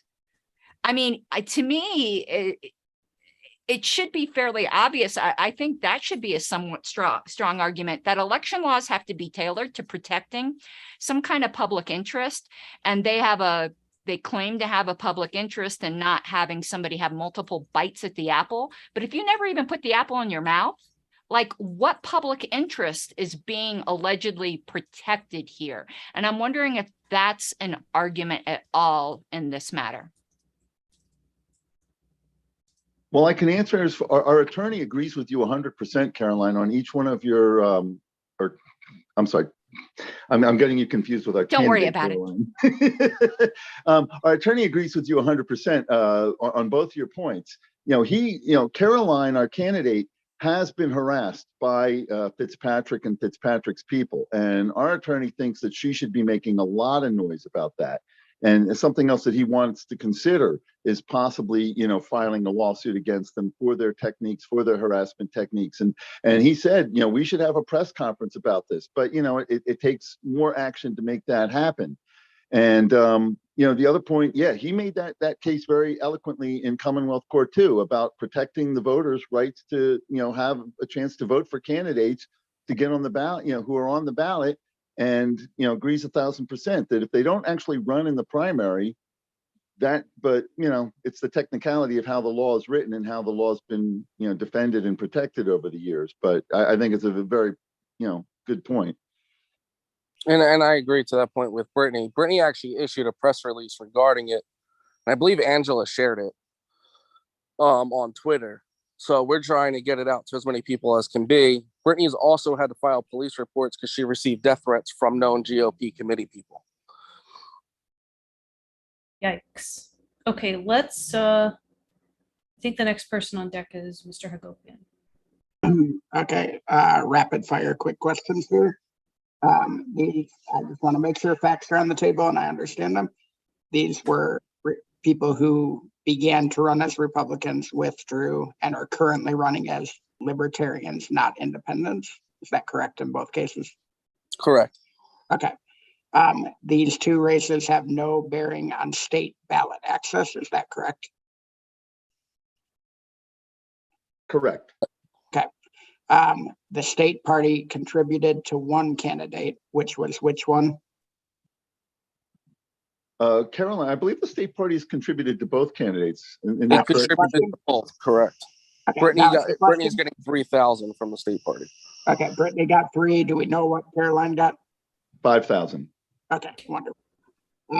So from a treasurer standpoint, just the cautionary spot here is there's hundreds of people that run for office every cycle. You know what I mean? And if we're funding all of them when they have trouble getting on the ballot, we're going to run out of money real fast, especially when they don't have bearing on state ballot access, etc. On the upside here, if we do even get a single win, to Dustin's point, against sore loser laws, that potentially helps us down the road. That would be a huge deal. And if the polling is anywhere near correct, that is a big positive, obviously. And then also, I'm more inclined to do something like this if state party has already shown willingness to back the candidate, so that it's not just a crossover candidate that we're trying to win with, but they're also throwing money behind. So thank you for answering those questions. Okay. Dustin, go ahead. I have a couple of questions about ballot Okay. access. Okay, very quickly, this does not affect state ballot access. So my ask of the executive committee is please don't take it out of my budget. Please take it out of candidate report. Okay, so let me ask, I would like to ask a little bit more about ballot access. What's the party status right now in Pennsylvania? Right now, we're a minor political party. Okay. That doesn't really give us very much. We sort of get that and lose that every 2 years. Right. We have to petition every year. There's no mechanism for us to maintain ballot access from election to election. We always have to petition. What's it take to get major party status? 15% of registered voters. 15% of registered voters. Yes. To be registered. Registered Libertarian. Correct. Ugh. Yeah. Okay. Todd, what's our budget line for candidate support? I think we have about 180,000 left. Let me look real quick. I mean, it's something ridiculous, but we don't have. Yeah, but there's staff salary, or I don't know if there's staff salary, but I think there's contractor salary that comes out of that. Yeah. I mean, we have enough to do this, but again, we just have to be careful with what we spend. Okay. So I'm not making any motions. I'm gonna ask, is there a number that people feel comfortable assisting with? And if there is that number, why is it that number? Anybody on the executive committee chime in?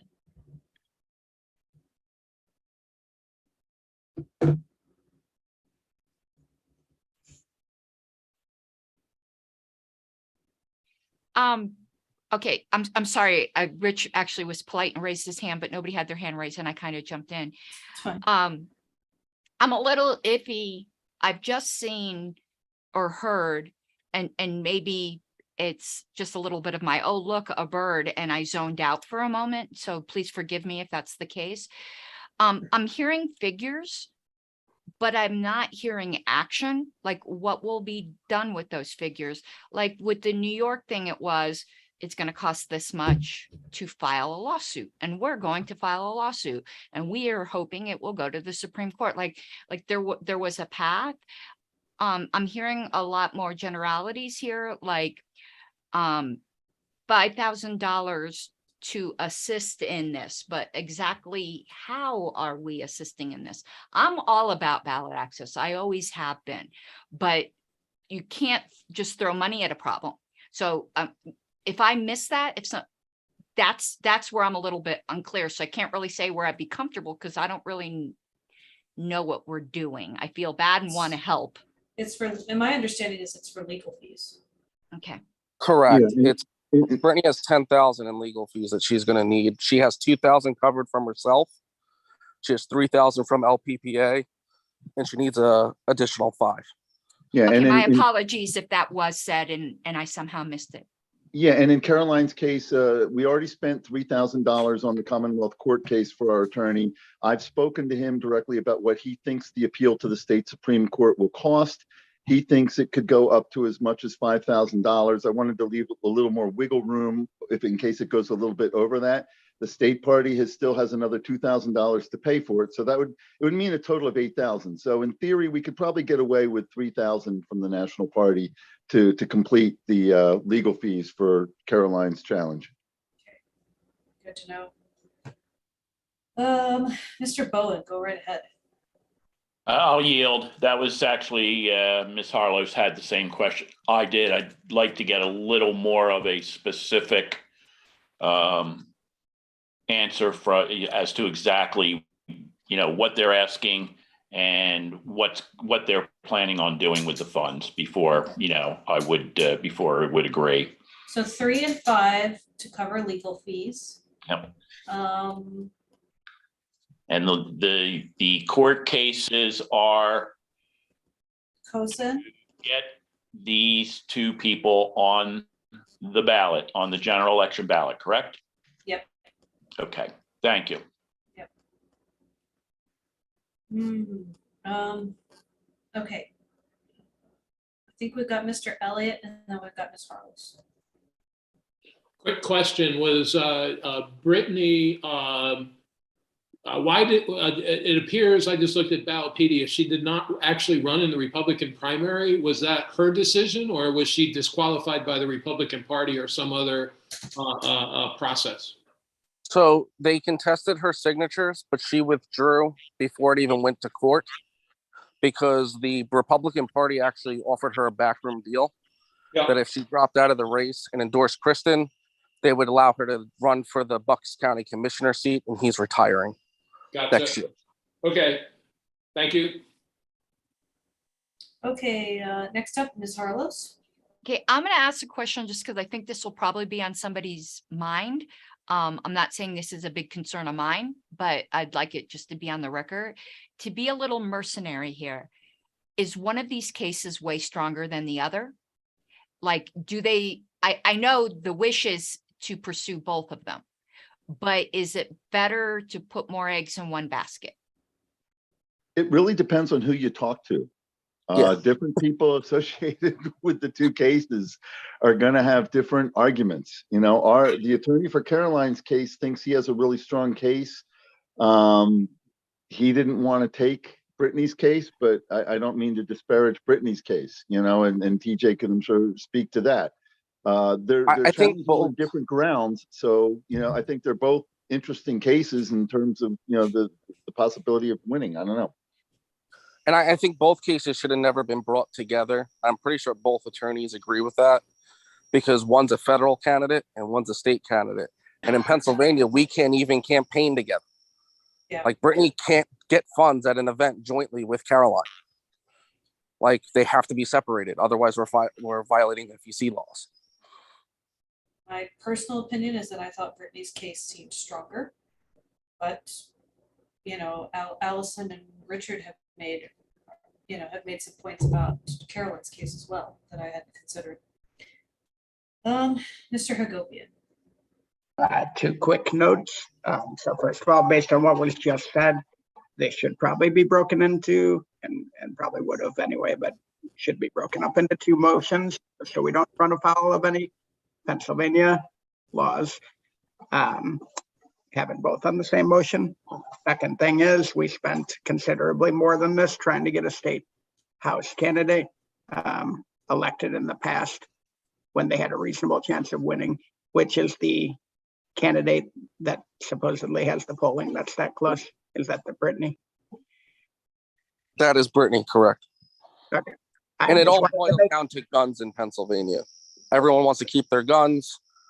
Now, Brian did vote for the AR-15 ban, the assault weapons ban, or whatever they want to call it, which Caroline is a staunch against. So that also helps her as well.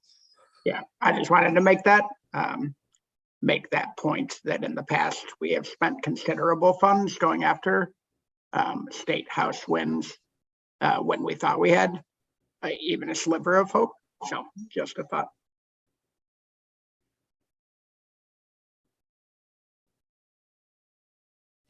Okay, anybody got any questions?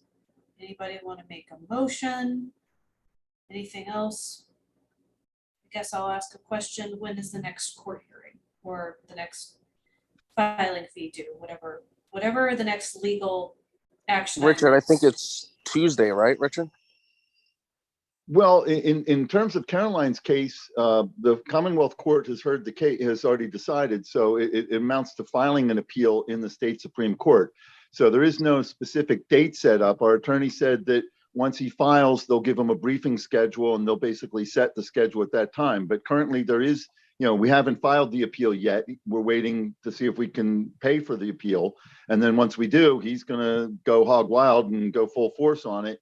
And then he'll get the actual briefing schedule. And I know Brittany's attorney wants to file the appeal by Tuesday. Okay. Yeah, our attorney wants to file it tomorrow, possibly even tomorrow, if he can get it done in time. He said he would work on it most of the day tomorrow and try to get it filed, certainly by next week. And when does it actually due? I don't know that answer, to be honest with you. What's that?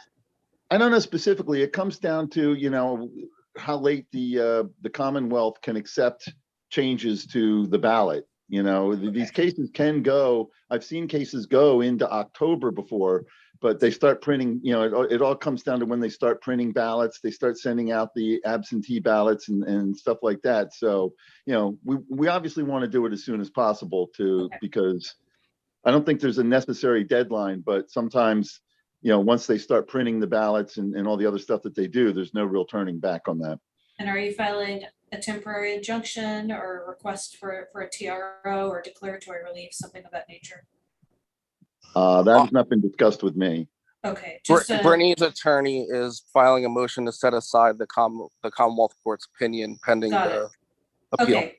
I was just curious what it was and what the timeline was. Okay. Todd, did you have anything else? Yeah, please remind me what the Brittany ask was again. 5, I believe. Brittany needs 5. And I would like to make a motion if it's permissible. Yeah.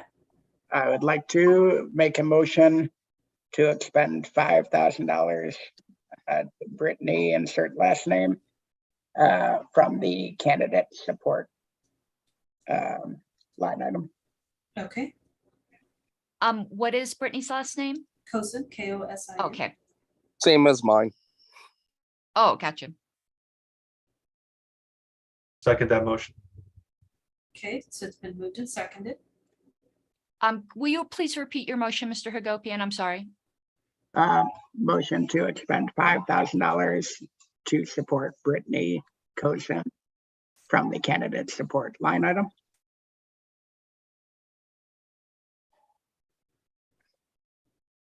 Gotcha. Thank you. Okay, any discussion on the motion?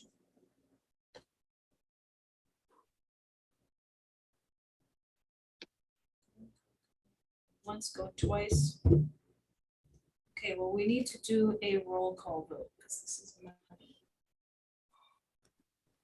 Okay. So go right ahead. Mr. Bowen, Yes.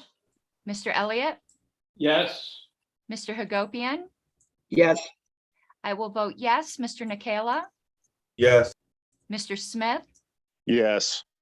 Okay, Madam Chair, are you going to vote? No. It is 601. All right. Motion passes. Thank you, guys. Okay. Any other motions on this agenda item before we move forward?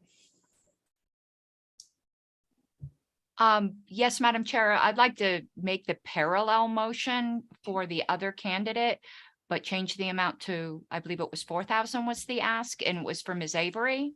Carolyn Avery. Her ask was 3 or 4.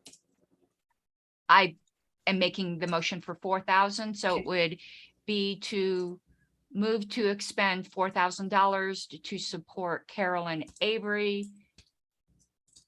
And from the candidate support line again, unless Mr. Hagopian tells me we don't have that in that budget line. You're fine. Okay. All right, it's been moved by Ms. Harlos, Second, and it's been seconded by Mr. Elliott. Any discussion on this motion? If I may, the only reason I'm going to change my vote on this is the lack of, I guess, lack of likelihood of winning or evidence that that is a sincere possibility. So I think that when it comes to state house races, which we run hundreds of across the country, that should be one of the barriers that needs to be cleared in order to get LP funds. So as treasurer, I'm going to vote against this for that reason. Okay, any further discussion? Yes, Madam Chair. Yes, please go ahead. Not to sway Mr. Hagopian, just to put my views on the record, though if I swayed him, I would be pleased. When I vote for these things, I don't do it based on likelihood of winning. It's great if we win, but let's be honest, we normally don't. I do it based upon, we need to start fighting the bastards back. That's what I base it upon, and how else we can use this to further our overall party goals. This is way beyond the candidate to me. And this is why I'm going to support this and why I in general support these, even if we don't think they're going to win. All right, Mr. Elliott. refresh my memory, and I apologize. So is this Avery legal case also potentially, precedent setting? Is there a legal doctrine that this will help the party? Yeah. Yes, that was my understanding. Yeah. Okay. Okay, I'm done. Thank you. Mm-hmm. To clarify, my understanding is that the attorneys are arguing that if they overturn the sore loser law in Pennsylvania, which they believe to be unconstitutional at the state level, if that were to be also appealed to the Supreme Court or be referenced in a court decision, perhaps in a circuit court in another state that's referencing Pennsylvania law, it could help to overturn sore loser laws in other states and it make it easier for us to get our guys on the ballot. That's the argument that was put forward. Any further discussion on the motion? Once, gone twice, 3 times the motion. Okay, Madam Secretary, if you don't mind, would you please do roll call vote? Mr. Bowen, Yes. Mr. Elliott, Yes. Mr. Hagopian, No. I will vote yes. Mr. Nikela, Yes. Mr. Smith. Yes. Okay, Madam Chair, are you going to vote? Nope. It is 5 to 1 to 1. All right, thank you, everyone. That motion passes. Okay, I believe that takes care of all of the asks on this agenda item. So that should wrap the agenda item. If there's anything else pertinent, let me know within the next 5 seconds because we're moving on to the next agenda item. And we're there. Okay, the last thing on the agenda. Trying to take a look at it right now, I believe is New Mexico. Yes, ma'am. Okay, Ms. Harlos, would you like to open this agenda item? Sure. In any respect? Go for it. Okay, and I am probably going to move to go to executive session at some point. I'm just giving a heads up. I might not get there, but I'm just letting everyone know where my head's at. We, as you know, the LNC at the July meeting passed a motion to ask the Libertarian Party of New Mexico, yes, to affirm that their operative constitution and bylaws were the ones that were approved in convention March 27th, 2021, due to the fact that their recent constitutional convention was invalid. They basically wrote back and didn't address any of the arguments, except for possibly one, as to why their convention was invalid. There are 3 grounds that their convention was invalid. Any one of them is sufficient. They're completely severable. The only one that they kind of sort of addressed was the weakest one, which is that electronic conventions were not authorized in their bylaws. They claim there was an executive order in effect and provided a copy, but the executive order they provided a copy of was dated a month after their convention. So I don't think they've met their burden of proof on that. But to be honest with you, it doesn't matter. The things that are completely objectively true are the notice requirements and the fact that they excluded valid voting members. So they've just basically said no, LOL. And so now, unfortunately, it's the ball's in our court, and we have to decide what we are going to do with that. Our chair did write a letter back detailing our position. I don't personally think we're going to hear from them after this. Maybe we will. Maybe we will be pleasantly surprised.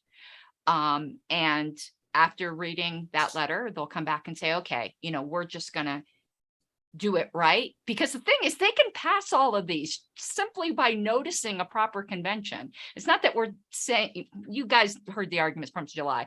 So from what I understand, the chair seeks direction on where to go from here. Because again, I might be moving for executive session because this could move into legal areas. So that's opening for the discussion. That's opening the discussion. Then I'm going to say some of my personal opinion. That was the objectives. Now here's the subjectives. I don't think we can just let this go. It is supremely clear, and members' rights will objectively be impacted because one of the changes they made is extending the terms of all of their officers except for the chair. So that means the rest of the officers will not be up for election in the next convention in 2023. The body will not have the option to vote in new officers if they wish. And that is fundamentally a violation of members' rights. Now, some people might say, well, they could just, you know, aren't you just asking them to dot I's and cross T's, and that if they properly notice the convention, they could just pass these things next month? Sure, that's a possibility, but I have to tell you, and this is a personal subjective opinion, I could be absolutely wrong. I don't think if all the voting members that should be allowed to vote are allowed to vote, that amendment would pass. I think it passed because you had a core group of under 20 people that wanted it to pass. You didn't have the whole body. I could be wrong. They could want to extend everyone's terms and, you know, for even longer.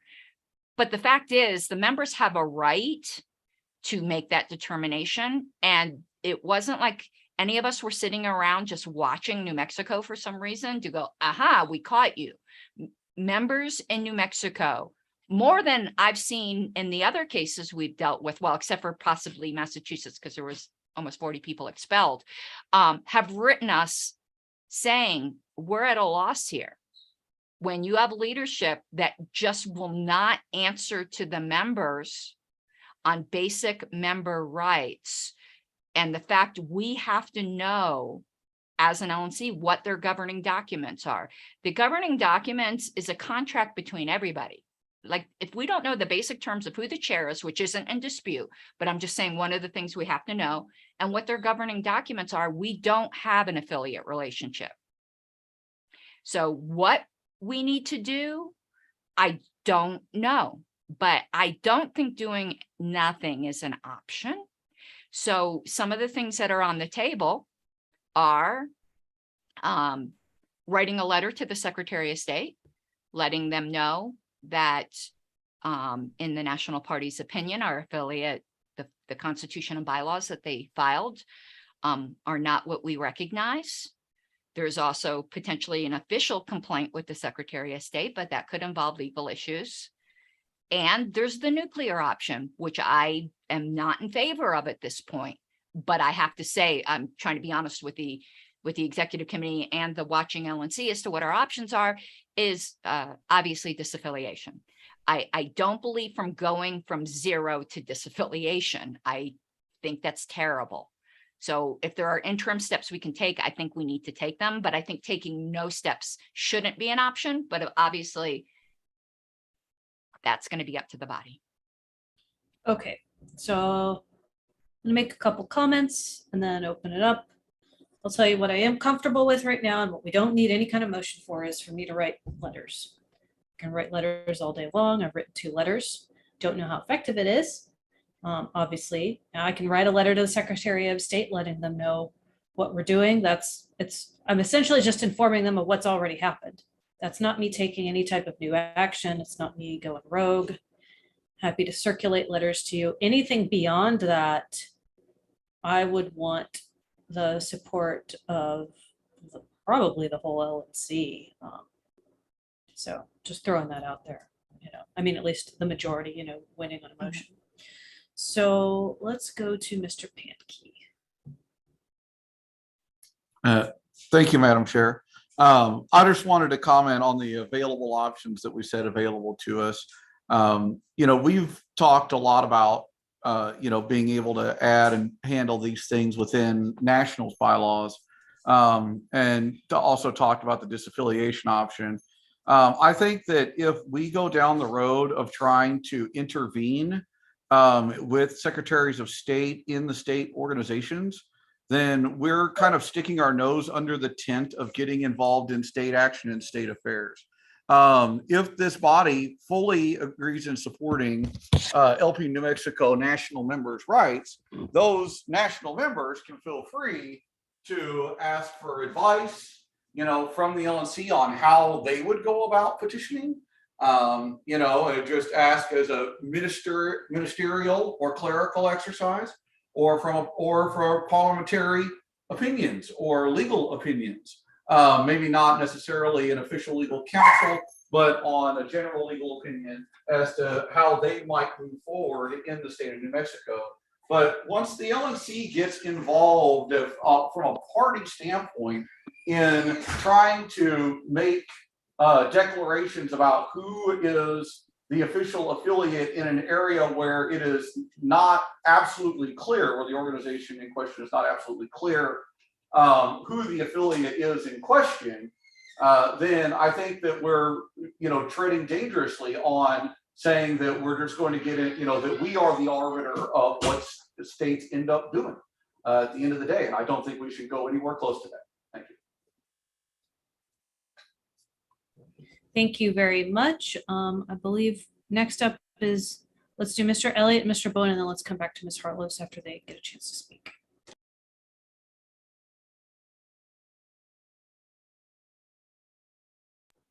Brian, you're muted. I believe that we should, as a body, consider the big picture on how to deal with these. And in my opinion, if we have evidence that the membership is being thwarted, which in this case it seems very clear that they were, and that a new the new entity claiming to be the rightful Libertarian Party of a given state, if we can determine that they did not follow the bylaws and did not let the membership know that there was a meeting, that we're perfectly within our rights to protect our members. I think that's what our primary job is, in addition to moving the organization forward, is to protect the rank and file membership. And from everything I have read and seen, it appears clear that this is a another one of these situations where a handful of people finagle the rules and don't alert their enemies, their political opponents within the state that they're going to have a convention and they steal the election. And I think we need to strongly respond to situations where it is clear that that's what's going on. And in my opinion, with that, based on everything I have read about this situation, it seems clear to me that that's what's going on.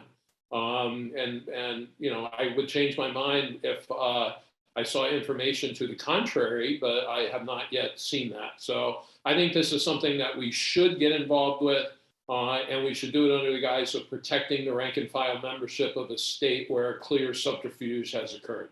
Thank you. Thank you, Mr. Elliott. Let's go to Mr. Bowen and then Ms. Robles. Thank you, Madam Chair. Question, Madam Chair, for you.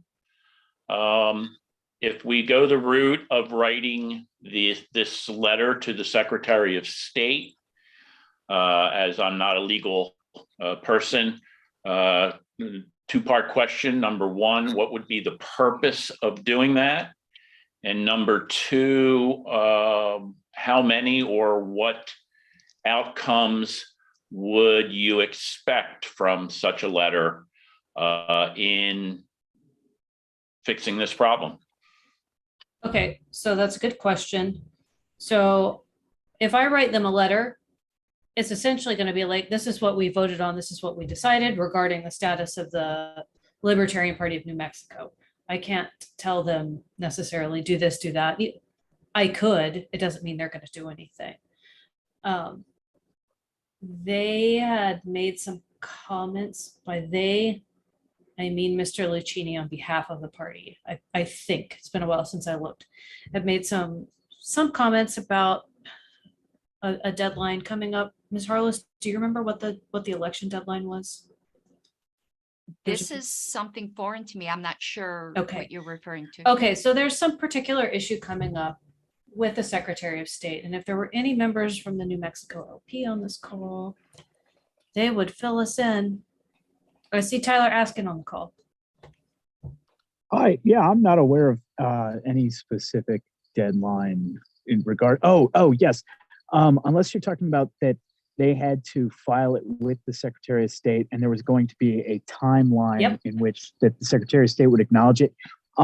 What's it? It seems like they've acknowledged their submitted constitution and bylaws that they've enacted. So that is done. We've already seen the letter. They posted it on their website along with the response from or to the LNC, and it's the PDF of the Secretary of State acknowledging that letter. So that deadline has passed, is what it seems. Okay, so to that point, I can write the Secretary of State a letter saying, by the way, I saw you did X, Y, and Z.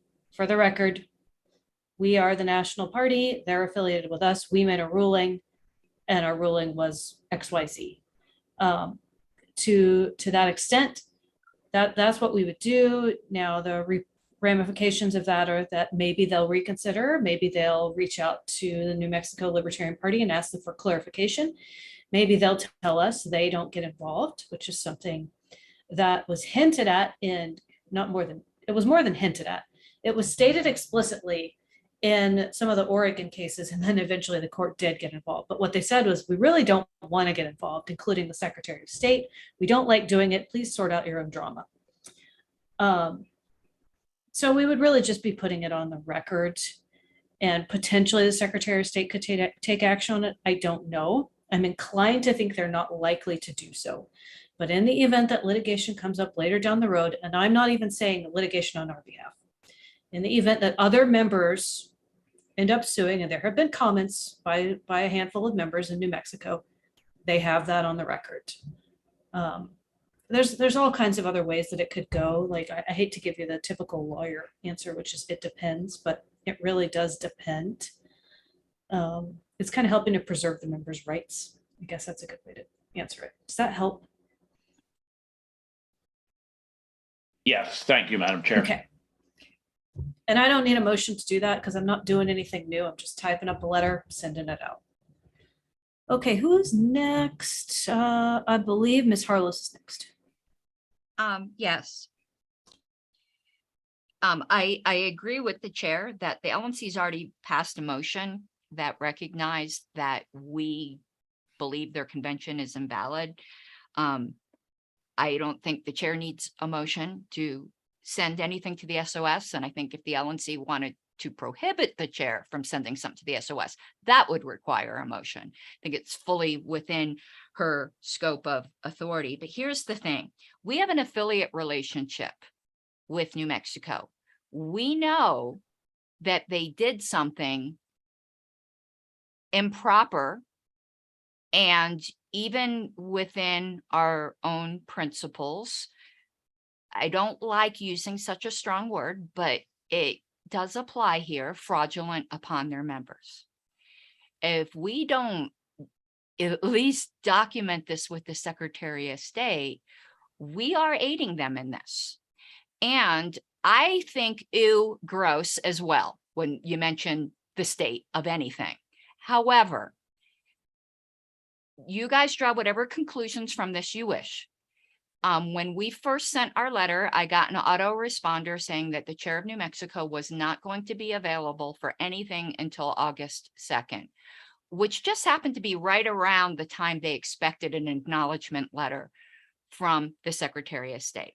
I know some party members in New Mexico felt that everyone was laying low until they got this letter that they could wave in members' faces to try to intimidate Shire members into being silent, because look, the Secretary of State accepted it, not a thing you can do now. And the fact that the letter was posted on there when that hasn't been done for any other prior constitution and bylaws that I've seen, and it's not a general practice of any state party to do that, was kind of like, look, see, we're legitimate now. And as we learned in the Idaho case, the Secretary of State, all the acknowledgement means is we got the document. It doesn't mean it's valid or anything like that, but unsophisticated people can see that and think, oh, well, the game's over. I really didn't appreciate that letter being posted on the website that way, because to me, it was apparent what the purpose of that could be, or at least the effect of it, even if that wasn't the intent, because I don't know anyone's intent. But you want to know something at this point, I have some additional information that it has legal implications. I will yield to Mr. Hagopian, but when Mr. Hagopian is done, I'm going to move to for us to go into executive session. And I would like to say that if any motions come out of the executive session, I believe they need to be voted on by the entire LNC. So there wouldn't be any motions coming out of it. We just adjourn. I have no intention of making any kind of motion. Thank you, Karen. Okay, go right ahead. Sorry. Quick question on the Secretary of State reaction. Is there any possible negative reaction in terms of our candidates on the ballot? I saw that question. My understanding is there's not if we send them a letter. Because I'm not asking, we're not saying that there's a dispute with any of the candidates. We're not associating it with ballot access. I looked into it a little bit and I spent 20 minutes looking into it. That's how much time I spent, which is not an exhaustive search. But in that search, I didn't find anything that would hurt them, because that was a concern of mine. Okay, my biggest concern here, other than all the stuff I said on the Idaho vote, is just risk versus reward. Going to the state versus taking action internally, which we've already done, which we can build off of with further action internally.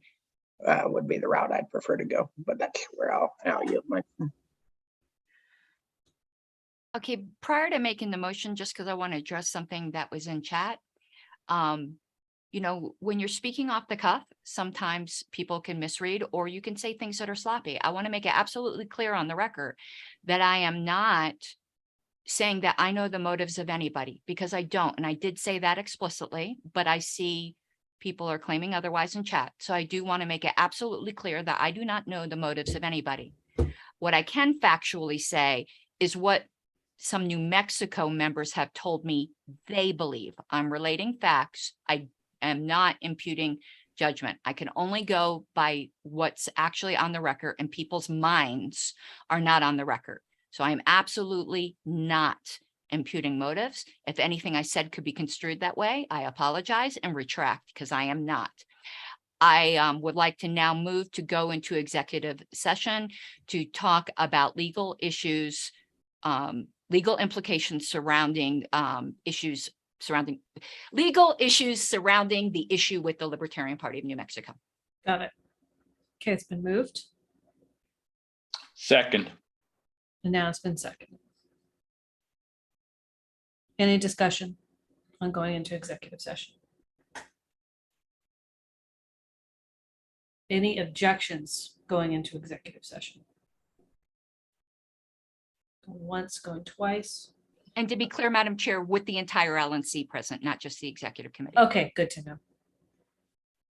Okay, it's been moved and seconded. There's no objection on going into executive session. So we are going to go into executive session. So be it. Madam Chair, can we have a 5-minute break to give members time to depart and to answer the call of nature? Let's do it. Let's take a 5-minute break. Thank you for asking. We'll be back at 7:54, 7:59 Pacific time.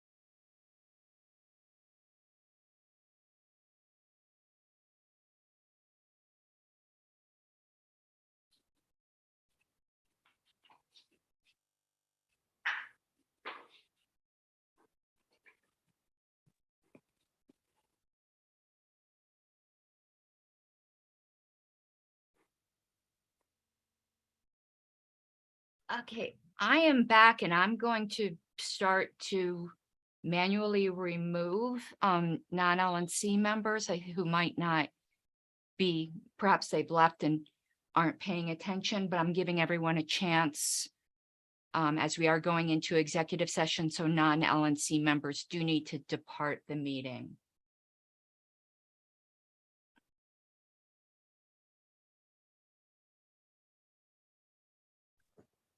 Madam Secretary, while you're doing that, I'm wondering if maybe we can, and maybe we started doing this after you were no longer in the role last term.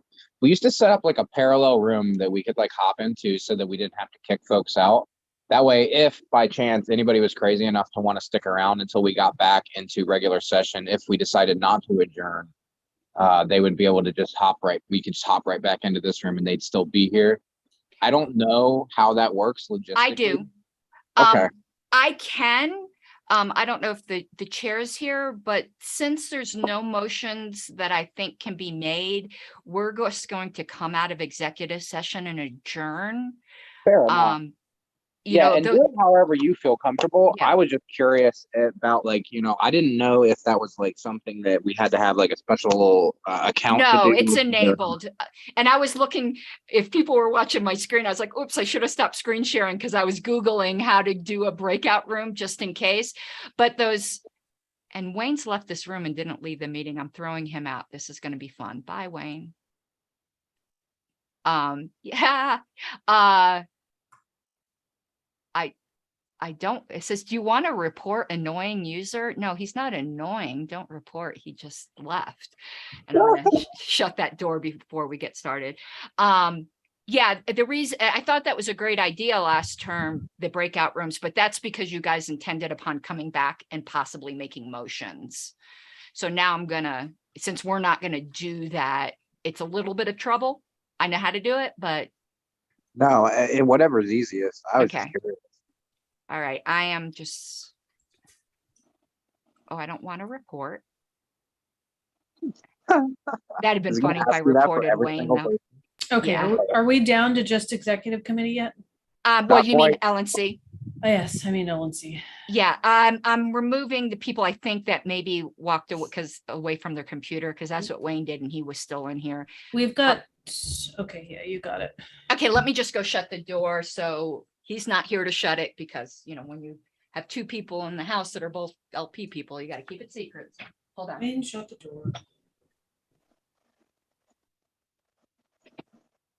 God, I should have put my contacts in for this. I can't see anything. I threw his booty out. I'm like, Wayne, get out of the room. If I could also ask if we stop the live stream. Yeah, I'm going to, once the chair declares us going into out of break and going into executive session, I'm going to. We're out of break and Okay. we're in executive session. Okay, 1 second. Let me stop live stream, and it is 9 o'clock Mountain Time, so 11 Eastern.